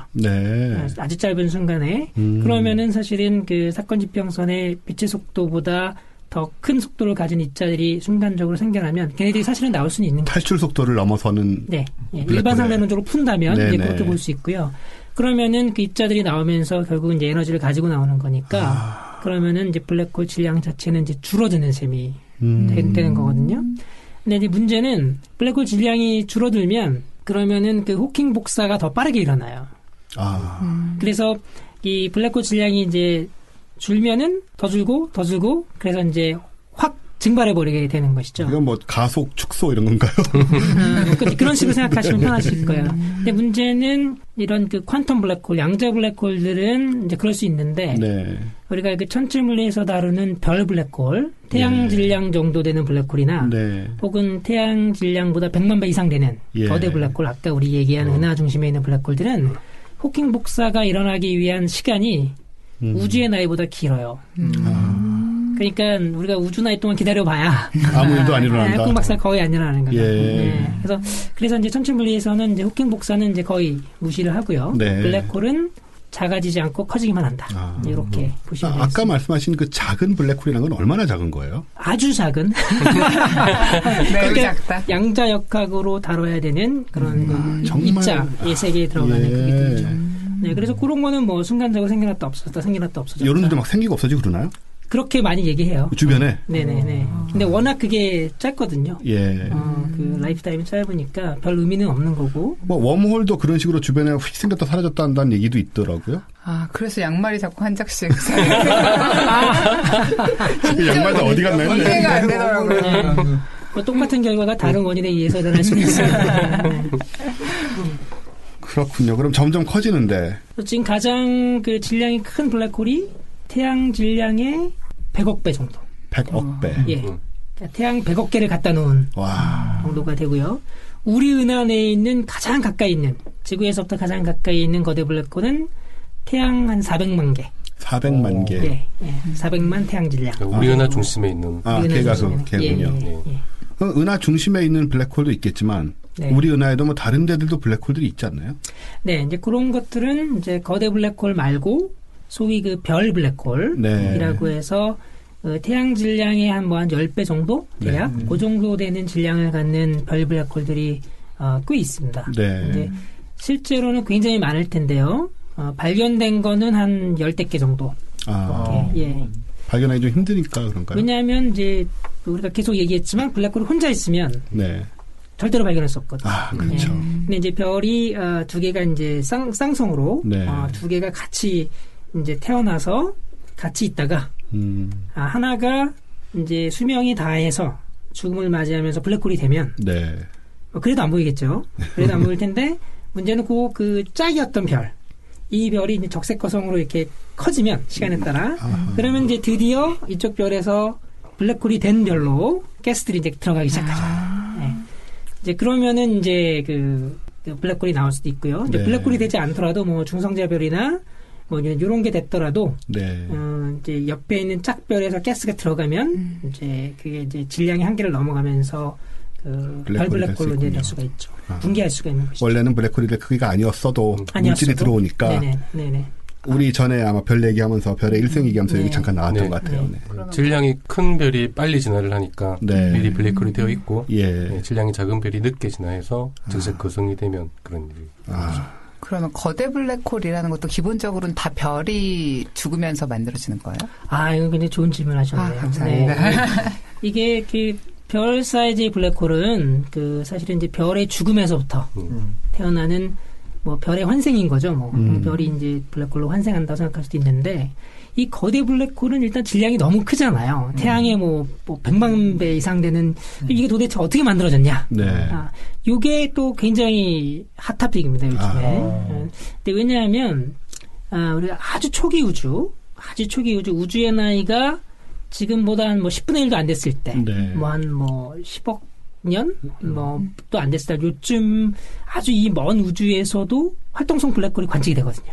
네. 그래서 그런 블랙홀의 질량을 이제 재보면, 정확도는 좀 떨어지지만, 10억 태양 질량쯤 돼요. 그러니까 그 이야기는, 블랙홀이 우주가 탄생하면서 막 바로 만들어졌다고 하더라도, 그러게요. 네. 아주 짧은 시간 동안 10억 태양 질량까지 이게 자라야 되거든요. 이 자라는 게 이제 굉장히 사실 어려워요. 왜냐하면 이제 블랙홀이 무제한으로 자랄 수 있는 건 아니고요. 네. 이제 블랙홀이 이제 아까 우리가 활동성 블랙홀 얘기했지만 빛을 내니까 빛을 내면서 그 가스를 잡아먹어야 되는데 빛을 너무 많이 내면 유지가 안 됩니다, 이게. 네, 그래서 중력하고 복사가 나오는 복사압, 이게 이제 평형을 이루어야 되는 한계까지만 가스를 먹을 수가 있거든요. 네, 그래서 그렇게 따지면은 그 짧은 시간 동안에 이 거대 블랙홀을 별 블랙홀에서부터 만들기는 굉장히 어렵다. 그럼 그건 어디서 온 걸까요? 그래서 이제 두 가지 아이디어 정도가 있는데, 하나는 별 블랙홀이 아니고 우주 초기에는 제1세대 별, 소위 그때는 이제 뭐 우주가 수소하고 헬륨밖에 없었거든요. 중원에서 무거운 게 없어서 지금은 우리가 뭐 질량이 큰 뭐 아주 큰 별들은 볼 수가 없는데, 그때는 우주 환경이 달랐을 테니까 태양 질량의 한 100배, 네. 혹은 1000배 예. 이렇게 굉장히 무거운 별들도 만들어졌을 것이다. 그 1세대 별이 이제 블랙홀이 되면 거기서부터 이제 키우면 조금 이제 쉬워지는 거죠. 문제는. 네. 예, 그래도 좀 어렵고요.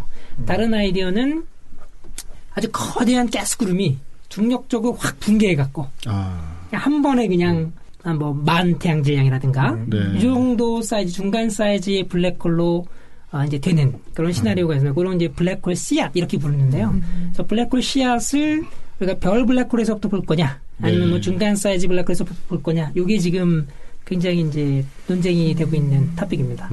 중간 사이즈 블랙홀이 아직 관측이 된 적이 없죠. 네, 그래서 이제 별 블랙홀은 태양 질량이 10배 정도고 거대 블랙홀은 100만 배 이상인데 중간 단계 블랙홀이 있냐 없냐, 이게 이제 또 토픽이고요. 그래서 별들이 모여 있는 성단 이런 것들을 공부한 사람들은 그 성단 안에 중간 사이즈의 블랙홀이 있다 이렇게 주장한 논문들이 있었는데요. 여전히 논쟁 중입니다. 이게 진짜냐 아니냐. 관측이 안 되고 있으니까. 블랙홀 근처에 중력을 이제 이용해서 만 태양 질량 정도의 중간 블랙홀이 여기 있다. 네. 이 논문이 나오면 또 다른 논문이 아니다. 그거는 다른 걸로 설명 가능하다. 이렇게. 그래서 아직은 확실하지 않은. 그럼 은하의 중심에 있는 이 블랙홀들은 그렇게 얘기하면은 아주 오래전에 생긴 별들, 거대한 별들이 블랙홀로 변하고 그 다음에 뭐 끌어당겨가지고 은하를 형성했다 이런 식으로 생각할 수도 있는 건가요? 그렇죠. 그게 이제 한 가지 시나리오죠. 네. 초기 아주 우주 초기에 만들어졌던 굉장히 큰 별 사이즈의 블랙홀. 네. 거기서부터 그게 이제 블랙홀의 씨앗이 되어서 거기서부터 쭉 우주의 시간이 흐르면서 점진적으로 지금 현재의 거대 블랙홀로 이제 성장했다. 네. 이렇게 볼 수 있습니다. 그런 경우에는 그 블랙홀이 은하를 구축하게 되는 굉장히 핵심적인 구심점으로 작용을 하는 거겠네요. 그러니까 은하라는 것은 결국 블랙홀 중심으로 만들어지는 거다. 이런 식의 원리가 나올 수 있는 건가요? 뭐 여러 가지 각도로 생각해 볼 수 있는데요. 네. 가령 우리가 이제 은하라고 하는 데는 태양 같은 별이 뭐 한 1000억 개 정도 있잖아요. 네. 근데 이제 거대 블랙홀은 그 별에 비하면은 훨씬 더 질량이 크니까 네. 그러니까 이제 가장 무거운 놈일 겁니다. 가장 무거운 놈은 중심으로 가거든요. 역학적으로. 그래서 가령 뭐 은하 두 개가 충돌을 하면 네. 각각의 은하에 있었던 중심에 있었던 두 개의 블랙홀이 이제 또 서로 막 역학적으로 작용하겠죠. 네. 그래도 결국은 은하가 하나가 되면 두 개의 블랙홀이 이제 은하 중심으로 합쳐진 은하 중심으로 뭉쳐져서 블랙홀 두 개도 이제 합쳐질 것이다. 이제 우리가 이렇게 생각하고 있습니다. 그 충돌하는 블랙홀을 최근에 발견을 하셨죠? 아, 네. 네, 그게 작년에 뉴스에도. 발견하셨어요? 네. 네. 와. 충돌까지는 아니고 아주 상당히 가까이 있는 두 개의 그 쌍둥이 블랙홀 네. 이런 걸 발견했는데요. 그러니까 우리가 은하는 그 우주의 역사에서 수많은 은하들이 서로 계속 충돌해서 병합해갖고 더 큰 은하로 이렇게 진화한다고 알려져 있는데 그렇다면 그러면 각각의 은하에 있었던 거대 블랙홀들도 충돌하고 뭐 이런 과정이 있어야 될 거 아니에요. 그런데 관측적으로는 이런 병합 과정에 있는 이제 두 개의 은하가 뭉쳐지는 단계에 있는 그런 은하들에서 블랙홀 두 개가 발견된 경우가 극히 드물어요. 그래서 이제 그런 것들을 이제 찾으려고 많은 사람들이 노력하고 있는데 저희도 이제 운이 좋게 그걸 찾으신 건가요? 예. 블랙홀 이제 두 개가 있는 것처럼 생각되는 네. 그런 케이스를 하나 찾아서 네, 검색해 보시면 작년 뉴스에 그 우종학 교수님이 그 발견했던 뉴스가 죄송합니다. 이거 진치가 알고 왔어야 되는 거죠. 아닙니다. 그래 짜고 하는 게 아니라는 게 이제 증명되는 거죠. 예. 이렇게 쌍둥이 블랙홀까지 발견하시는데 어떤 분은 블랙홀이 없다고 하질 않나. 정말 섭섭한 얘기인데요, 그런 거. 우리 블랙홀에 대해서 굉장히 많은 걸 지금 새로 또 알고 있는데 왜 또 영화 얘기를 하자면 네네. 영화 인터스텔라에서 되게 중요한 포인트 중에 하나가 블랙홀 주변에서 시간 지연 효과가 좀 일어나는 거 많이 일어나서 막 나이가 막 서로 안 맞고 뭐 이런 일이 벌어지거든요. 네. 근데 이게 일어나는 이유 어렴풋이는 알고 있지만 조금 더 자세하게 한번 들어보자면 어떤 걸까요? 이거는 그러니까 이제 아인슈타인의 특수상대성 이론에 이제 그로 설명할 수 있는 건데요. 네. 그러니까 어떤 물체가 빛의 속도에 가깝게 운동을 하면 네. 그 운동하는 물체를 보는 밖에 있는 사람이 볼 때는 네. 그 물체의 시간이 네. 천천히 가는 것처럼 보이게 되는 거예요. 그렇죠. 예. 근데 이제 문제는 만약에 빛의 속도에 가깝게 가는 로켓을 타고 가는 사람이 있으면 그 빛의 속도로 달리는 로켓 안에서는 네. 시간이 그냥 그대로 갑니다. 예. 근데 문제는 지구에서 그걸 보면 그 시계가 느리게 가는 거죠. 지구 네. 시계보다. 그래서 이게 상대적인 효과예요. 네. 예.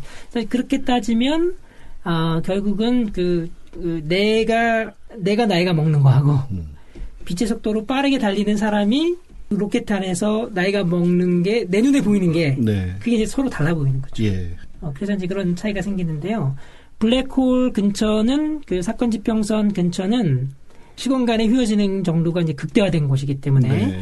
마치 그 빛의 속도에 가깝게 운동하는 것과 같은 효과를 보인다고 생각하면 돼요. 그러니까 그 부분이 궁금하더라고요. 이게 우리는 네네네. 속도 얘기는 알고 있는데 네. 이게 어떻게 그런 식으로 작용이 되는 건지 네, 중력이. 그러니까 두 개가 이제 거의 똑같다고 생각하시면 돼요. 예. 그러니까 중력이라는 게 우리가 뭐 어떤 끌어당기는 힘이라고 생각할 수도 있지만 시공간이 휘어지는 거라고도 생각할 네. 수 있기 때문에 그래서 마치 빛의 속도에 가깝게 달리는 로켓에서 시간이 천천히 가는 것처럼 사건 지평선 가까이 가면 사건 지평선 가까이 가는 사람을 지켜보는 우리 관찰자가 네. 볼 때는 그쪽의 시간이 천천히 가는 거죠. 심지어는 지구상에서도 왜 33cm 떨어진 시계 두 개를 가지고 실험을 한 건 있긴 있더라고요. 네. 33cm면 두 뼘인데 네네네. 요거 가지고 아주 극소이긴 하지만은 여기에서 시간전 효과가 일어난다고. 약한 중력이긴 하지만은 네네. 그거는 뭐 실험적으로 거의 예. 증명이 됐죠. 가령 그런 뭐 거죠. 우리 인공위성 같은 데서 네. 가는 시계하고 지표면에서 가는 시계가 이제 네. 약간 차이가 나는 게 그런 걸 다 보정해서 그 GPS 정보들도 맞춰서 알려주는 거죠. 우리 여기서 나왔던 얘기가 그때 아마 K2 박사님 얘기하셨나요? 그 빨라서 느려지는 거하고 네. 중력 때문에 바뀌는 거 두 개를 서로 보정을 해줘야 된다고 속도하고 중력을. 네네네. 그러니까 빠르기 때문에 시간이 전이 되고 네. 중력이 약해지기 때문에 빨라지고 그거를 보정을 네, 서로. 보정을 하면은 결과적으로는 빨라지는데요. 약간 빨라지는. 것 예. 같아요. 그 블랙홀 주변에서는 이런 효과가 극단적으로 나타나서 그렇죠. 한쪽에서는 우리는 몇십 년 지났는데 거기서는 1년밖에 안 지난다거나 뭐 몇 달밖에 안 지나는 이런 식의. 예. 근데 재미있는 건 우리가 보기에는 네. 거기 시간이 늦게 가는데 실제로 그 만약에 사건 지평선을 가까이 가서 웜홀을 통과하는 사람에게는 자기 시계는 그냥 그대로 가요. 아무 차이도 없이. 예. 근데 그게 이제 굉장히 역설이 되는 거죠. 패러독스가 되는 거죠. 보통 우리가 이런 얘기를 하면서 누가 오래 산다 이런 말을 하는데 사실은 본인 입장에서는 오래 사는 게 전혀 아니고 예. 오래 사는 게 아니고 단지 미래로 빨리 가는 거겠죠. 어떤 의미에서는 돌아올 수는 없지만 네, 미래로 가는 타임머신. 예, 미래로 가는 타임머신의 개념에 가까운 거고 항상 나오는 그 혹성 탈출. 그렇죠. 돌아오지 못하기 때문에 여행은 아니지만 편도 여행이지만 그래서 이제 내가 스스로 오래 사는 걸 느껴야 오래 사는 거지. 뭐 지구에 있는 분들이 내가 1000년 산다고 생각한들 나한테 2달밖에 안 지나면 전혀 오래 사는 게 아니니까. 예. 저는 그냥 한 2달 살고 5년 지나갔으면 좋겠어요. 그래서 5년이라는 숫자가 중요하거든요. 3년 아닌가 이제는? 이제 3년인가? 진짜. 그러게요. 진짜 빨리 우리가 뭔가 기술을 개발해서 빨리 여행을 하거나 아니면 주변에 뭐 블랙홀 같은 거 하나 놔두고 있으면 3년은 후딱 보내는 방법을 후딱 찾아야 보내고. 돼요. 예. 근데 돌아온 세상이 어떻게 될지 솔직히 좀 걱정도 되고요. 예. 그러면 또 최근에 이제 블랙홀 연구를 많이 하시고 또 블랙홀이 계속 핫 이슈 중에 하나고 대중적 관심도 많고 이제 새로 밝혀진 사실들 우리가 뭐 모르는 것도 있을 수 있을 것 같은데 뭐 어떤 게 또 있을까요? 재미있는 얘기들. 원래 그 과학자들이 자해가 하는 건 다 재밌다고요. 아까도 사실 그 제가 지적을 할까 말까 망설였는데 네. 교수님 말씀하시면서 네. 정말 재밌는 게라는 말을 여러 번 하셨어요. 그러니까 저는 의식을 해서 좀 안 그러는데 그 이제 학자들하고 얘기하면은 특히 이제 세미나 같은데 발표할 때 보면은 굉장히 많이 있어요. 굉장히 재밌는 게 있는데 이렇게 되면은 이게 정말 재밌는 현상이 발견이 되는데요. 예, 이런 단어가 그렇죠. 네, 자기한테 그게 제일 재밌거든요. 땅땅 맞습니다. 네, 웃기다. 저희도 재밌어 할게요 말씀해주세요. 그러니까 아무거나 하시면 제일 재밌는 게 돼요. 글쎄요, 또 이제 재밌는 결과를 이제 최근의 결과들을 뭐 하나 소개하자면 아까는 그 블랙홀의 질량과 은하의 질량이 어떤 이제 비율을 갖는다 이런 얘기를 네. 했잖아요. 근데 이제 최근의 결과들을 보면 블랙홀이 에너지를 내는 그 에너지하고 네. 은하 내에서 별들이 만들어지는 비율이 또 어떤 상관관계를 갖는 것처럼 보이는 이런 결과들이 또 와. 보여지고 있습니다. 이것도 굉장히 좀 이상하죠. 그러니까 그런 걸 찾아내는 거예요. 네. 이것도 뭐 관계 있지 않을까? 네, 다 그렇게 이게 하는 정말 거예요. 우연일까? 은하 내에서 별이 굉장히 많이 만들어질 텐데 네. 뭐 은하에 따라 어떤 거는 1년에 뭐 10개, 1년에 뭐 100개, 뭐 1년에 1000개 뭐 이렇게 만들어질 텐데 그 별들이 만들어지면서 내는 에너지를 다 합치면 그 에너지 총량과 네. 블랙홀이 주변에서 가스를 먹으면서 내는 에너지의 총량 그거가 비율이 또 일정하게 보인다라는 거죠. 참. 네. 좀 이상하죠. 예. 근데 그 아까 그 1000분의 1하고 같은 얘기 아니에요? 거의? 그거를 이렇게 보면 야, 그러신데요? 비밀이 아니라는. 같은 얘기는 다른 것처럼 하시네. 네, 비밀이 아니라는. 그것도 이제 데이터 찍어보면 여기저기 흩어져 있을 거예요. 선을 그리기 네, 전까지. 선을 그리기 전까지. 네, 맞습니다. 경향성이 보인다. 아, 경향성이 보인다. 네. 근데 블랙홀이라는 게 그 사건의 지평선을 넘어가면 아무런 영향을 안 미치는 것처럼 생각했었는데 또 그런 건 아닌가 봐요? 블랙홀 사건 지평선 넘어가면 나올 수는 없잖아요. 네.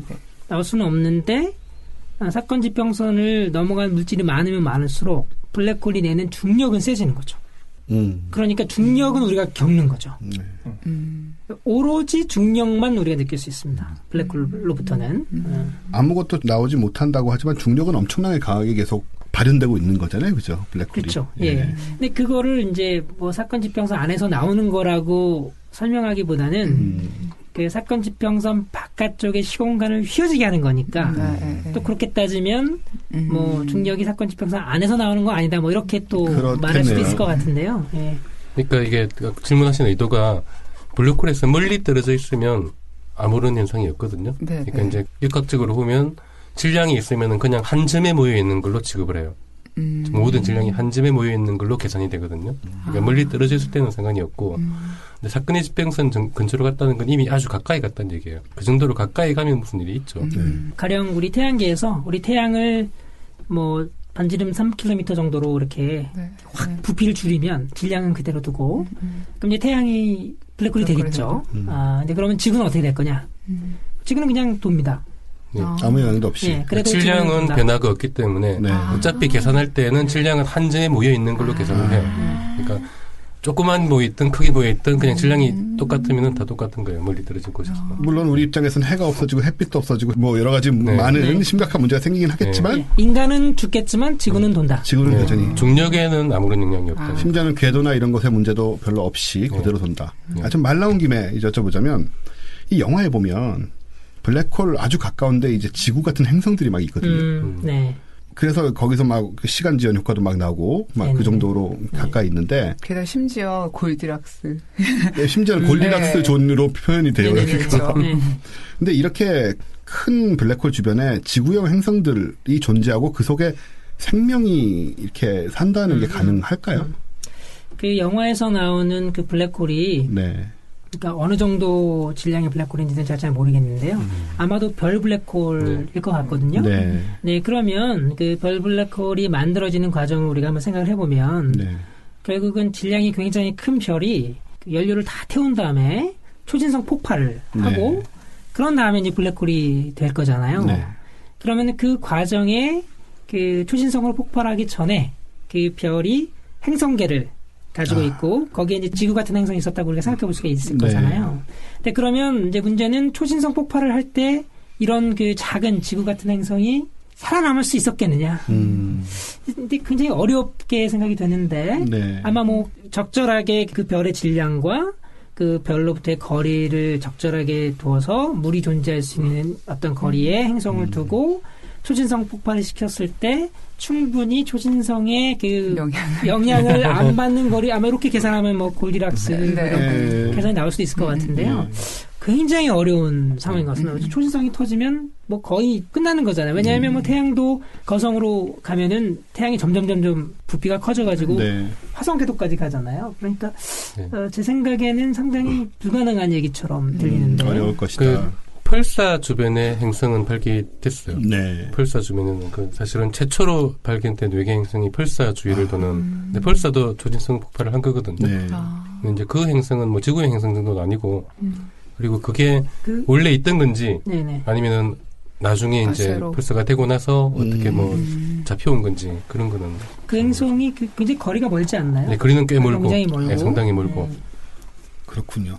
그리고 블랙홀 주변을 원래 돌고 있던 행성이라 해도 블랙홀은 블랙홀이 돼버렸으니까 얘게 열과 빛을 주는 항성은 따로 있어야 되는데 그러니까 보이지가 않겠죠. 요건 아마 예. 예. 행성이 아마 상성되면. 있다고 해도 예. 블랙홀 주변에 행성이 있다고 해도 밖에서는 볼 수가 없을 거예요. 우리가 행성이 보이는 이유는 결국은 이제 별빛을 받아서 반사해서 그렇죠. 되는 네. 거니까 블랙홀이 되어버렸으면 그런 행성을 볼 수가 없겠죠. 그럼 옆에 뭐 쌍성으로 남아있는 어떤 별이 있어서 그 별이 아직 열과 빛을 내고 있다면 그러면 이제 가능한 그러니까 여기 거죠. 뭐 풀이고 뭐 나무고 있으려면 뭐 그런 게 남아 있어야 되잖아요. 이 별에 에너지를 행성에. 받아야 되니까. 예.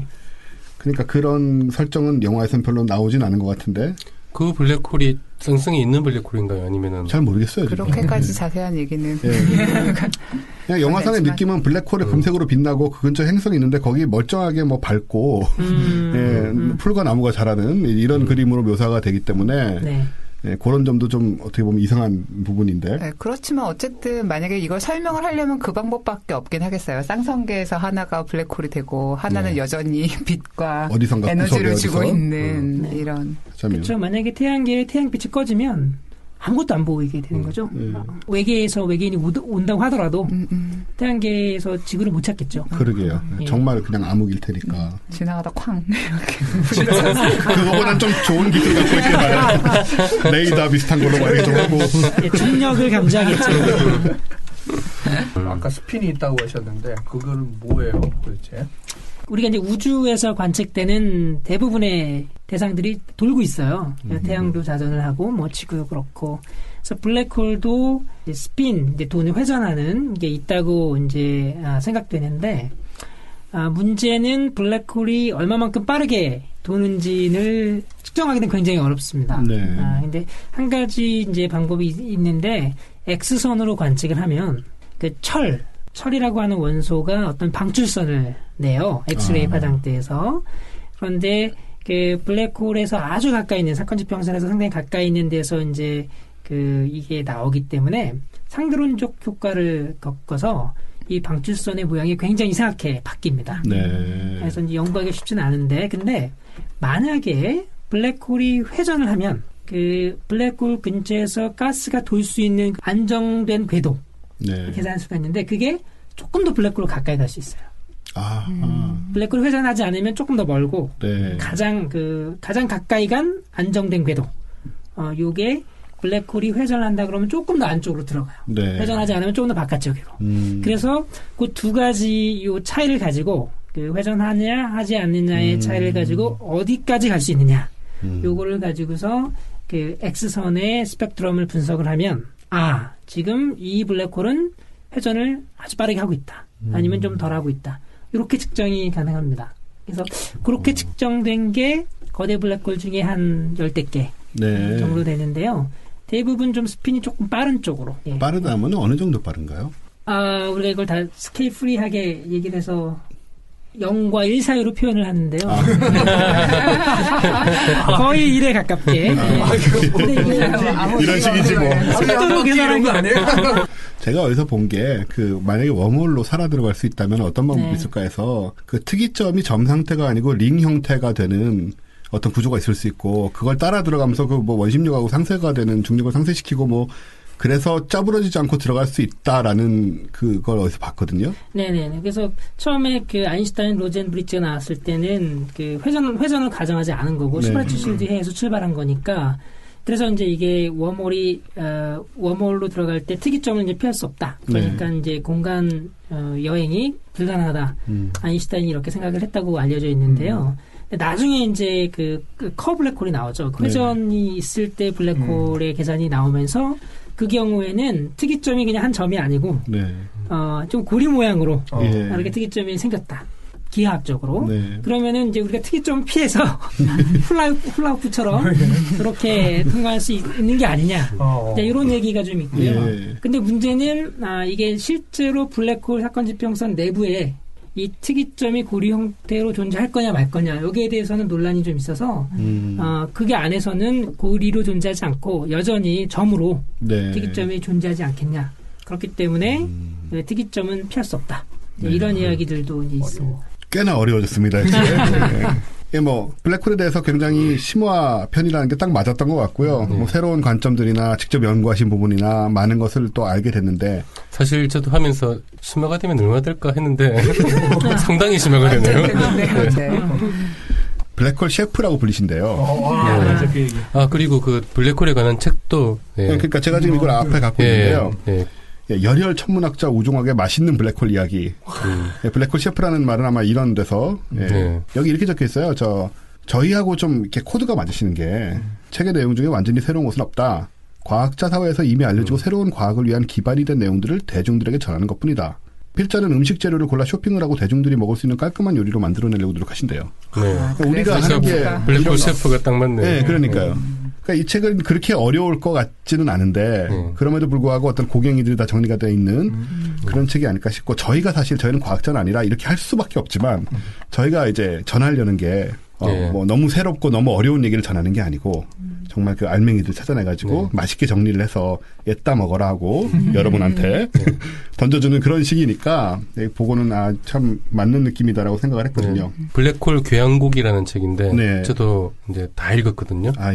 근데 아주 쉽게 농담이 아니라 진짜 쉽게 잘 정리가 돼 있어요. 그래서 이제 오늘 얘기를 듣고 블랙홀에 대해서 내가 평소에 블랙홀 정도는 알지 하다가 지금 많이 깨지셨을 거예요. 이 책을 아마 보시면 새로 좀 정리된 내용들을 더 깊이 있게 알게 되지 않을까 생각이 되고요.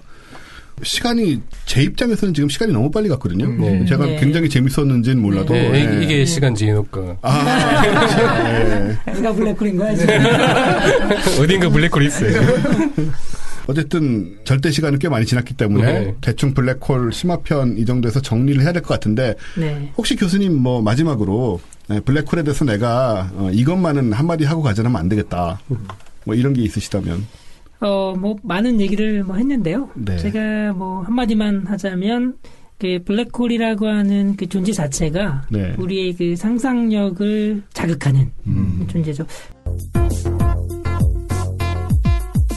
아인슈타인의 화장실.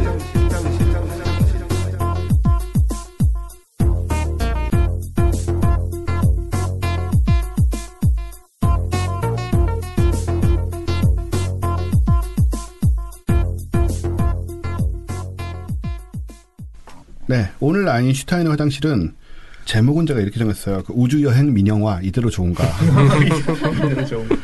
사실 뭐 좀 사고도 일어나고 했는데 제가 뉴스에서 다루지 않은 얘기라고 말씀을 드렸는데요. 지금 불과 한 일주일 상관으로 네. 두 건의 꽤나 굵직한 화제가 될 만한 또 비극적이기도 한 사고가 있었어요. 네.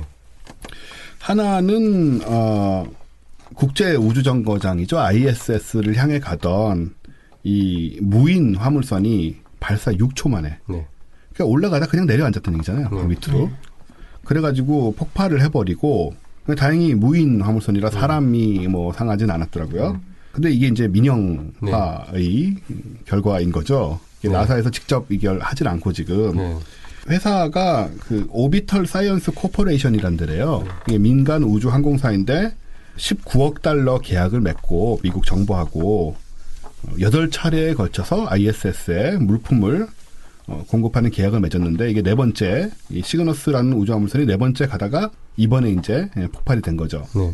근데 이제 제가 이 기사 뉴스를 보다가 다른 데를 좀 찾아봤더니 어떤 얘기가 있냐면은 이 로켓이 옛날 그 소련 시대에 쓰던 우크라이나에서 만든 디자인한 로켓을 지금 그러니까 1960, 70년대 디자인된 로켓을 고쳐서 쓰고 있는 거다라는 얘기가 있더라고요.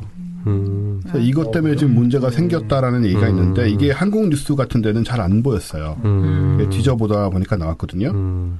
어쩌면 좀 뭐 상업 회사다 보니까 비용을 아끼려고 좀 오래된 그러니까 우리 저 세월호 고쳐가지고 왜 수십 년 된 배 고쳐가지고 그런 게 사고의 원인일 수 있었잖아요. 어떤 면에서는 정확하게는 아직은 잘 모르겠지만 그래서 그런 어떤 상황이 아닌가라는 생각이 좀 들더라고요.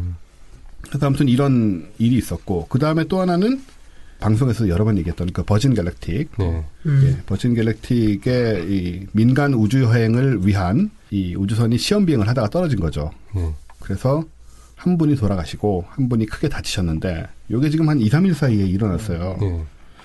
요거는 지금 뭐 아시다시피 저희 몇 번 얘기했지만은 100km 정도 상공에 네. 사람을 몇 명씩 6명인가 뭐 한꺼번에 탈 수 있대요. 싣고 가서 한 2-3시간 돌다가 내려오는 건데 요금은 한 2, 3억 정도 되는. 우리가 아마 첫 해쯤인가 예, 첫 해인가 두 번째인가 얘기했던 그거죠. 예, 네. 그때 제가 예로 들기를 이걸 탈 정도면은 그 페라리를 술 먹고 다니다가 그냥 버리고 예, 버리고 아무데나 올 정도 돈이 있어야 이거를 왜냐하면 이게 돈 2, 3억 있는 사람 많지만 네. 2시간 정도 100km 상공에 떠 있으려고 그걸 쓸 수 있는 사람 많지 않거든요. 그런 얘기를 했었는데 아무튼 이런 일이 있었어요.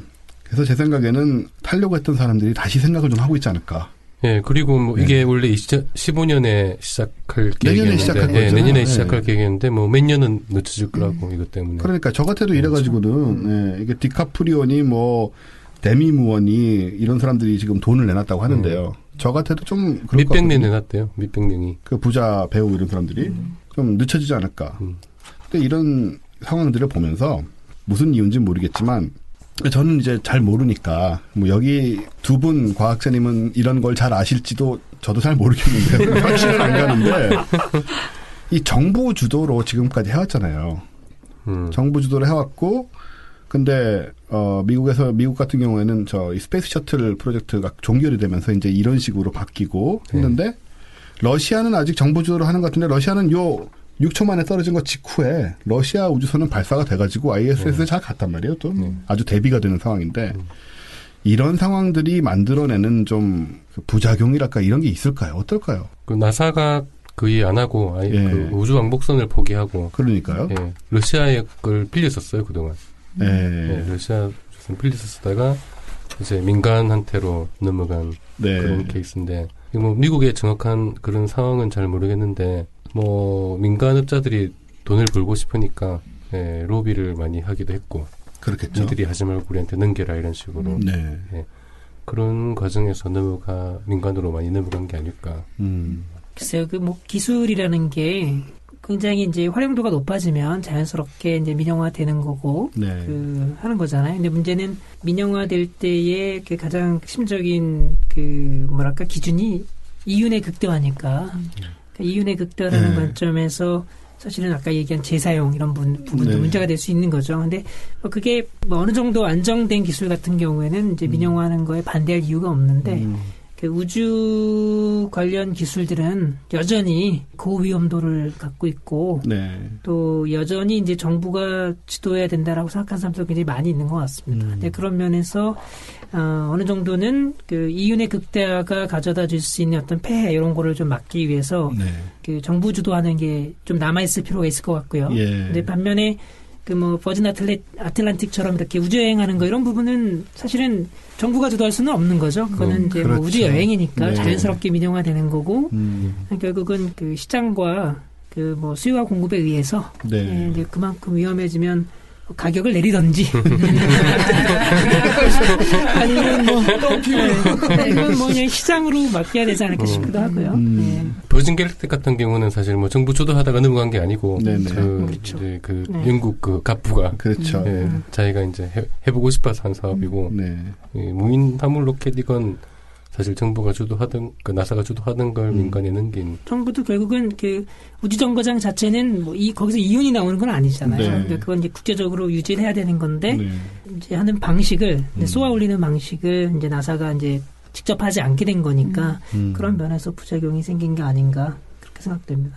근데 사실 사업을 할 때요. 그러니까 이게 뭐 버진도 마찬가지고 이번에 그 오비탈 왕복선도 사이언스. 마찬가지인데 사업을 하는 사람 입장에서는 일단 수익을 내야 될 때 뭐를 가장 우선적으로 이 비즈니스를 생각하고 뭐를 좀 가장 덜 생각할지를 결정을 해야 되잖아요. 그런 경우에서 실은 이제 정부 주도가 아닌 대부분의 사업들이 최대한의 이윤을 내고 물론 이 사람들도 뭐 이게 떨어져서 박살나는 거 바라지는 않았겠지만 이윤을 내는 거 위주로 생각을 하다 보면 사실 이런 문제라는 게 또 너무 흔하게 생길 수도 있는 문제이기도 해서 그러니까 이게 말씀하신 대로 기술이 너무 아직은 불안정하고 위험을 동반하는 기술이다 보니까 이런 일이 빈도가 높아지지 않을까 이런 걱정이 드는 건데 뭐 이게 좀 다른 얘기긴 하지만요. 제가 이제 영국에 있었잖아요. 영국에 4년을 있었는데 그 얼마 전에 철도가 민영화됐대요. 제가 이미 영국에서 사용하던 민영화된 철도는 정말 말도 안 되는 상태였거든요. 예. 엄청나게 큰 사고도 났고요. 그리고 지연되고 굉장히 문제가 많아서 전 얘네들은 원래 이러라고 생각을 했는데 민영화된 다음에 문제가 많이 생겼다고 그러는 거예요. 한낱 철도도 사실 철도란 건 영국의 철도의 발명국이잖아요. 그렇죠. 기차와. 가장 오랜 역사를 가지고 가장 많은 노하우를 갖고 있는데도 민영화를 하니까는 이게 엉망으로 망가져 가더라고요. 그런데 이 우주선이라든가 우주 로켓 같은 이런 기술들이 이제 너무 민간의 손에 가게 되면 또 여러 가지 이윤 문제라든가 또 어떤 무책임한 그런 뭐 너무 기업을 나쁘게만 볼 건 없지만 네. 그리고 뭐 어떻게 이 회사를 선정했는지 모르지만 한편으로 이것 우리나라처럼 경쟁 입찰로 싸게 쓴 회사가 네, 되는 경우에는 그것은 문제 아니냐. 댄 브라운 소설 중에 그 우주 개발 민영화 관련해서 네, 관련된 뭐 로비 막 하고 대통령 후보한테 막 그런 이야기가 나올 거예요. 아마 그게 아마 조금은 현실을 반영한 게 아닐까 싶은데. 근데 이제 어떤 면에서는 그 로켓을 이제 쏘아서 올리는 기술은 지금 굉장히 많이 상용화되어 있거든요. 그러니까 전 세계에서 사실은 그런 부분들은 이제 기업들이 굉장히 많이 투자를 하고 이게 굉장히 그 큰 이윤이 남는 시장입니다. 왜냐하면 이제 인공위성들이 굉장히 많이 올라가기 때문에 그런 면에서 봤을 때 사실 우리나라도 이제 항우연이 뭐 로켓 개발하긴 하지만 그 이제 대기업들도 어느 정도 좀 투자를 하고 네. 할 필요는 또 있죠. 이거 좀 네. 반대 이제 면인데 그래서 이제 정부만 하기에는 아까운 시장 이런 면도 있고 또 한편으로는 우리가 아까 얘기한 것처럼 아직도 그 고위험도의 그런 어떤 기술 부분이기 때문에 네. 또 정부가 어느 정도 주도권을 가져야 되는 면도 있고 네. 그 양면성이 좀 다 있는 게 아닌가. 우리나라는 아마 정부가 많이 해서 키워놔야 대기업들 할까요? 그렇죠. 우리나라는 항상 그런 식이니까. 로켓 이런 데는 관심 없을 거고 기업들이 네. 그냥 철도 먹는 거에다 관심 있지 않을까. 근데 정부가 어차피 경기 부양하고 뭐 이제 진짜 멀쩡한 강바닥도 파내야 될 판에 이런 데 투자하면 좋을 것 같아요. 그러니까 우리나라는 사실은 우리나라 그 경제 규모가 국가가 어느 정도 좀 발전의 프레임을 좀 설정을 하고 거기에 이제 대기업들이나 중소기업들이 따라가는 경우들이 많은데 이럴 때 진짜 우주 개발 같은 거 하면 사고가 나도 자기들이 잘못만도 아니고 공중에서 터져도 뭐 사람만 안 타고 있으면 크게 문제가 되지 않는 경우가 많기 때문에 다음에는 4대강 이런 거 파지 말고 차라리 우주 개발을 하는 게 나을 것 같아요. 근데 저도 뭐 경제나 그런 건 잘 모르지만 일단 그 큰 규모의 어떤 기업이나 그런 게 민영화 과정에는 반드시 이익을 챙기는 집단이 네. 있다. 어딘가에. 그렇지 않고서는 그런 일이 진행이 될 수가 없다. 그거는 뭐 경제를 잘 모르고 해도 기본적인 상식이 아닐까. 떡고물은 항상 떨어지는 거죠.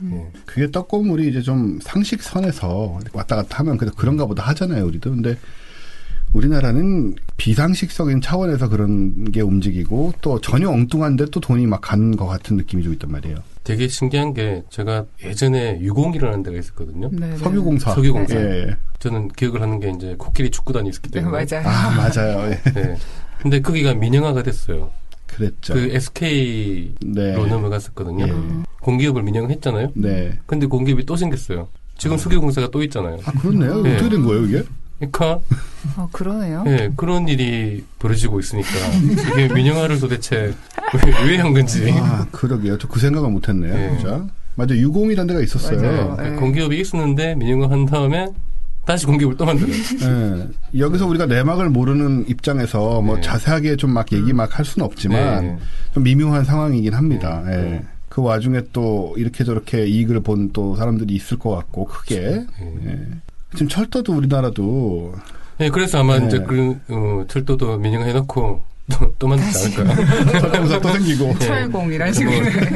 그게 이제 대한석유공사가 한국석유공사로 바뀌었거든요. 네. 지금 한국철도인가요? 예, 네. 그렇죠. 대한철도로 바뀌었네요. 그야말로 그 뺨에 점 하나 찍는 시대. 네, 나는 너를 만나서.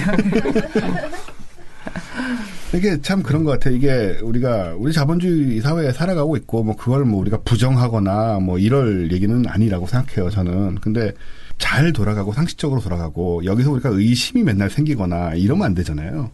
근데 우리나라만의 문제도 아니고 아까 제가 영국 예를 들었지만은 정부에서 하는 것들이 가지고 있는 뭐 비효율성도 있을 수 있고 뭐 경직됨도 있을 수 있지만은 그게 어떤 좀 공공의 목적을 가지고 있거나 이익보다는 좀 서비스라는 차원에서 투자가 돼야 되는 부분이거나 아니면 여러 가지로 좀 뭐 우주 로켓처럼 기술적인 부분이라든가 또 어떤 목표라든가 이런 걸 생각했을 때 정부가 관이 끌고 가져야 되는 그런 영역이 있는 것 같은데 네, 그거를 그냥 놓쳐버렸을 때 생각하지 못한 부작용들은 분명히 있는 것 같아요, 또. 사실 정부하고 개인 기업은 목표 자체가 다르잖아요, 그러니까, 사업에. 네. 그러니까 돈을 어떻게든 이걸로 많이 벌겠다라는 생각을 가지고 일을 하는 사람들이 모여서 가기는 좀 어려운 일인 것 같고, 그러니까 저 인터스텔라 저는 좀 되게 좋게 봤었는데, 거기에 이제 어떤 얘기가 나오냐면 우리는 예전에는 파이오니어들이었는데 지금 이제 케어테이커로 전락이라는 말은 정확히 쓴 것 같지는 않지만 그런 존재가 됐다라는 얘기가 나오는데 지금 우주여행이라는 게 이제 그런 로망들을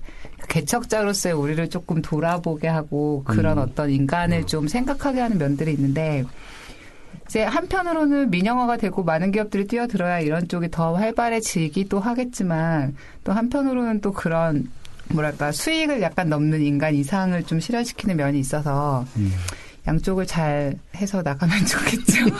혹은 거의 정리가 안 되네요. 반대 측면도 있죠. 그러니까 민영화되지 않으면은 너무 이제 고비용 구조가 되고 공기업들이 뭐 방만하게 적자인데도 뭐 인센티브 막 주고 뭐 이런 식의 문제들도 또 있기 때문에 뭐 양쪽 논리가 다 있는 것 같긴 합니다. 제목대로 민영아 이대로 좋은 거야. 우리는 잘 모르겠다. 심지어 뭐 우리의 현실도 아니고 내막도 잘 모르고 단 어쨌든 결론적으로 우주여행은 상당히 위험한 게 많다. 예, 위험한 게 많다. 어렵다 역시.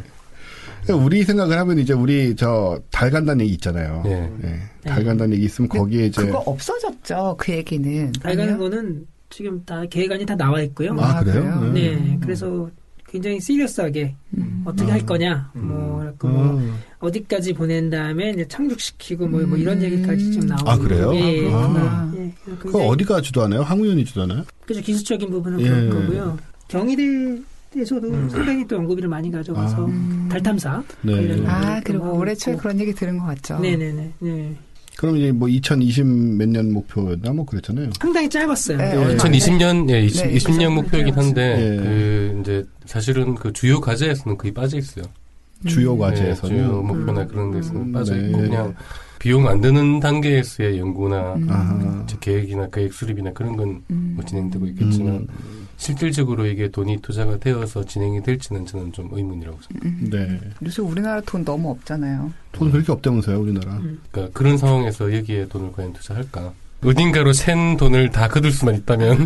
어쨌든 제 생각은 그렇습니다. 뭐 민영화고 뭐고 뭐 여러 가지 문제가 있을 수 있고 관이 주도하는 것도 장점과 단점이 있을 수 있겠는데 일단 저는 우주 여행, 우주 탐사가 좀 빨리 한국에서도 현실이 돼서 우리 내부에서 이거 민영화 이대로 좋은가 우주 탐사 이런 고민도 할 수 있는 그런 시점이 미국 뭐 이런 거 뭐 버진 갤럭틱 이런 거 걱정할 게 아니라 근데 참 이런 거 하나는 있어요. 이제 우주 탐사를 시작을 했을 때 그게 특히 옛날 그 달 탐사하던 미국이나 이 시대는 그 나라 사람들에게 굉장히 큰 영향을 줬을 것 같거든요. 그 자부심이든 그렇죠. 뭐든 간에. 네. 그거는 굉장했죠. 네. 예. 네.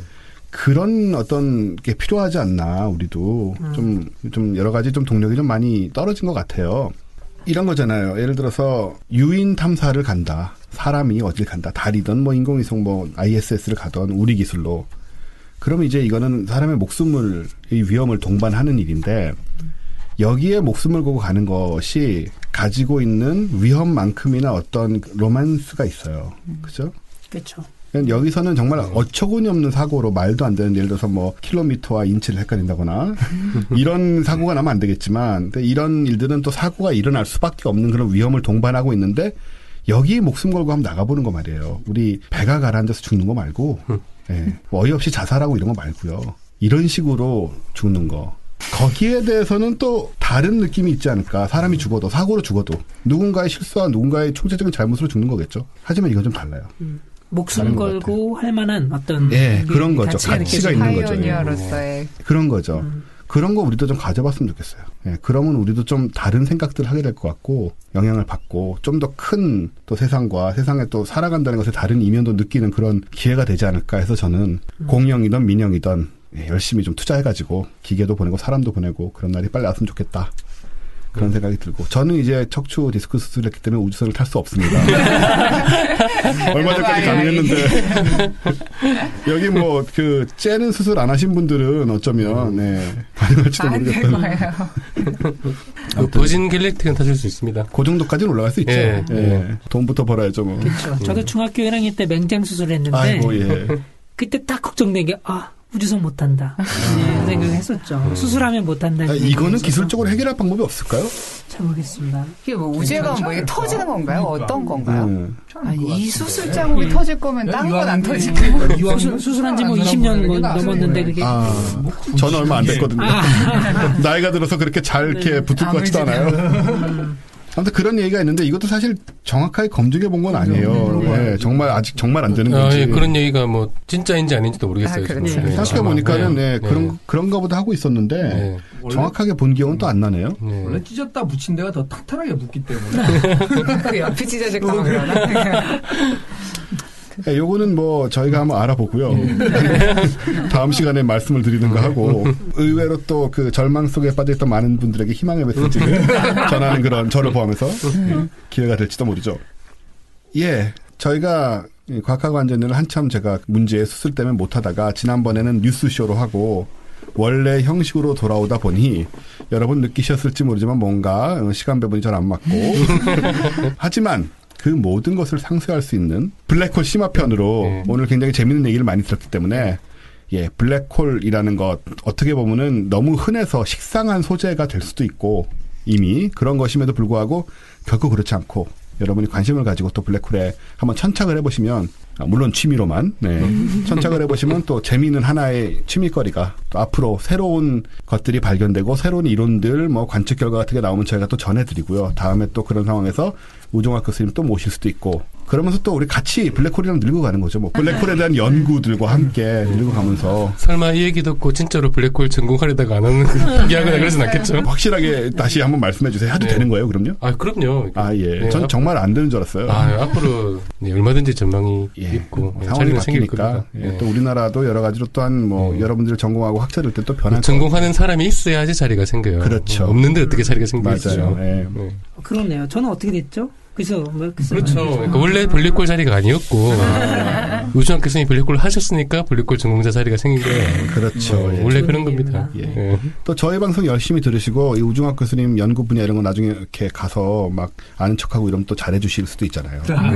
제자로 뭐 그래서 업데이트를 하지만 계속 하셔야 됩니다. 책도 보셔야 되고 방송도 들으시고 왜냐하면 저희들도 뭐 이렇게 20-30년 전에 들은 얘기가 아직도 사실인 걸로 알고 있는 게 많아요. 블랙홀도 그랬고 그렇게 과학에 계속 관심을 가지면서 그렇게 한 세상 살자고요.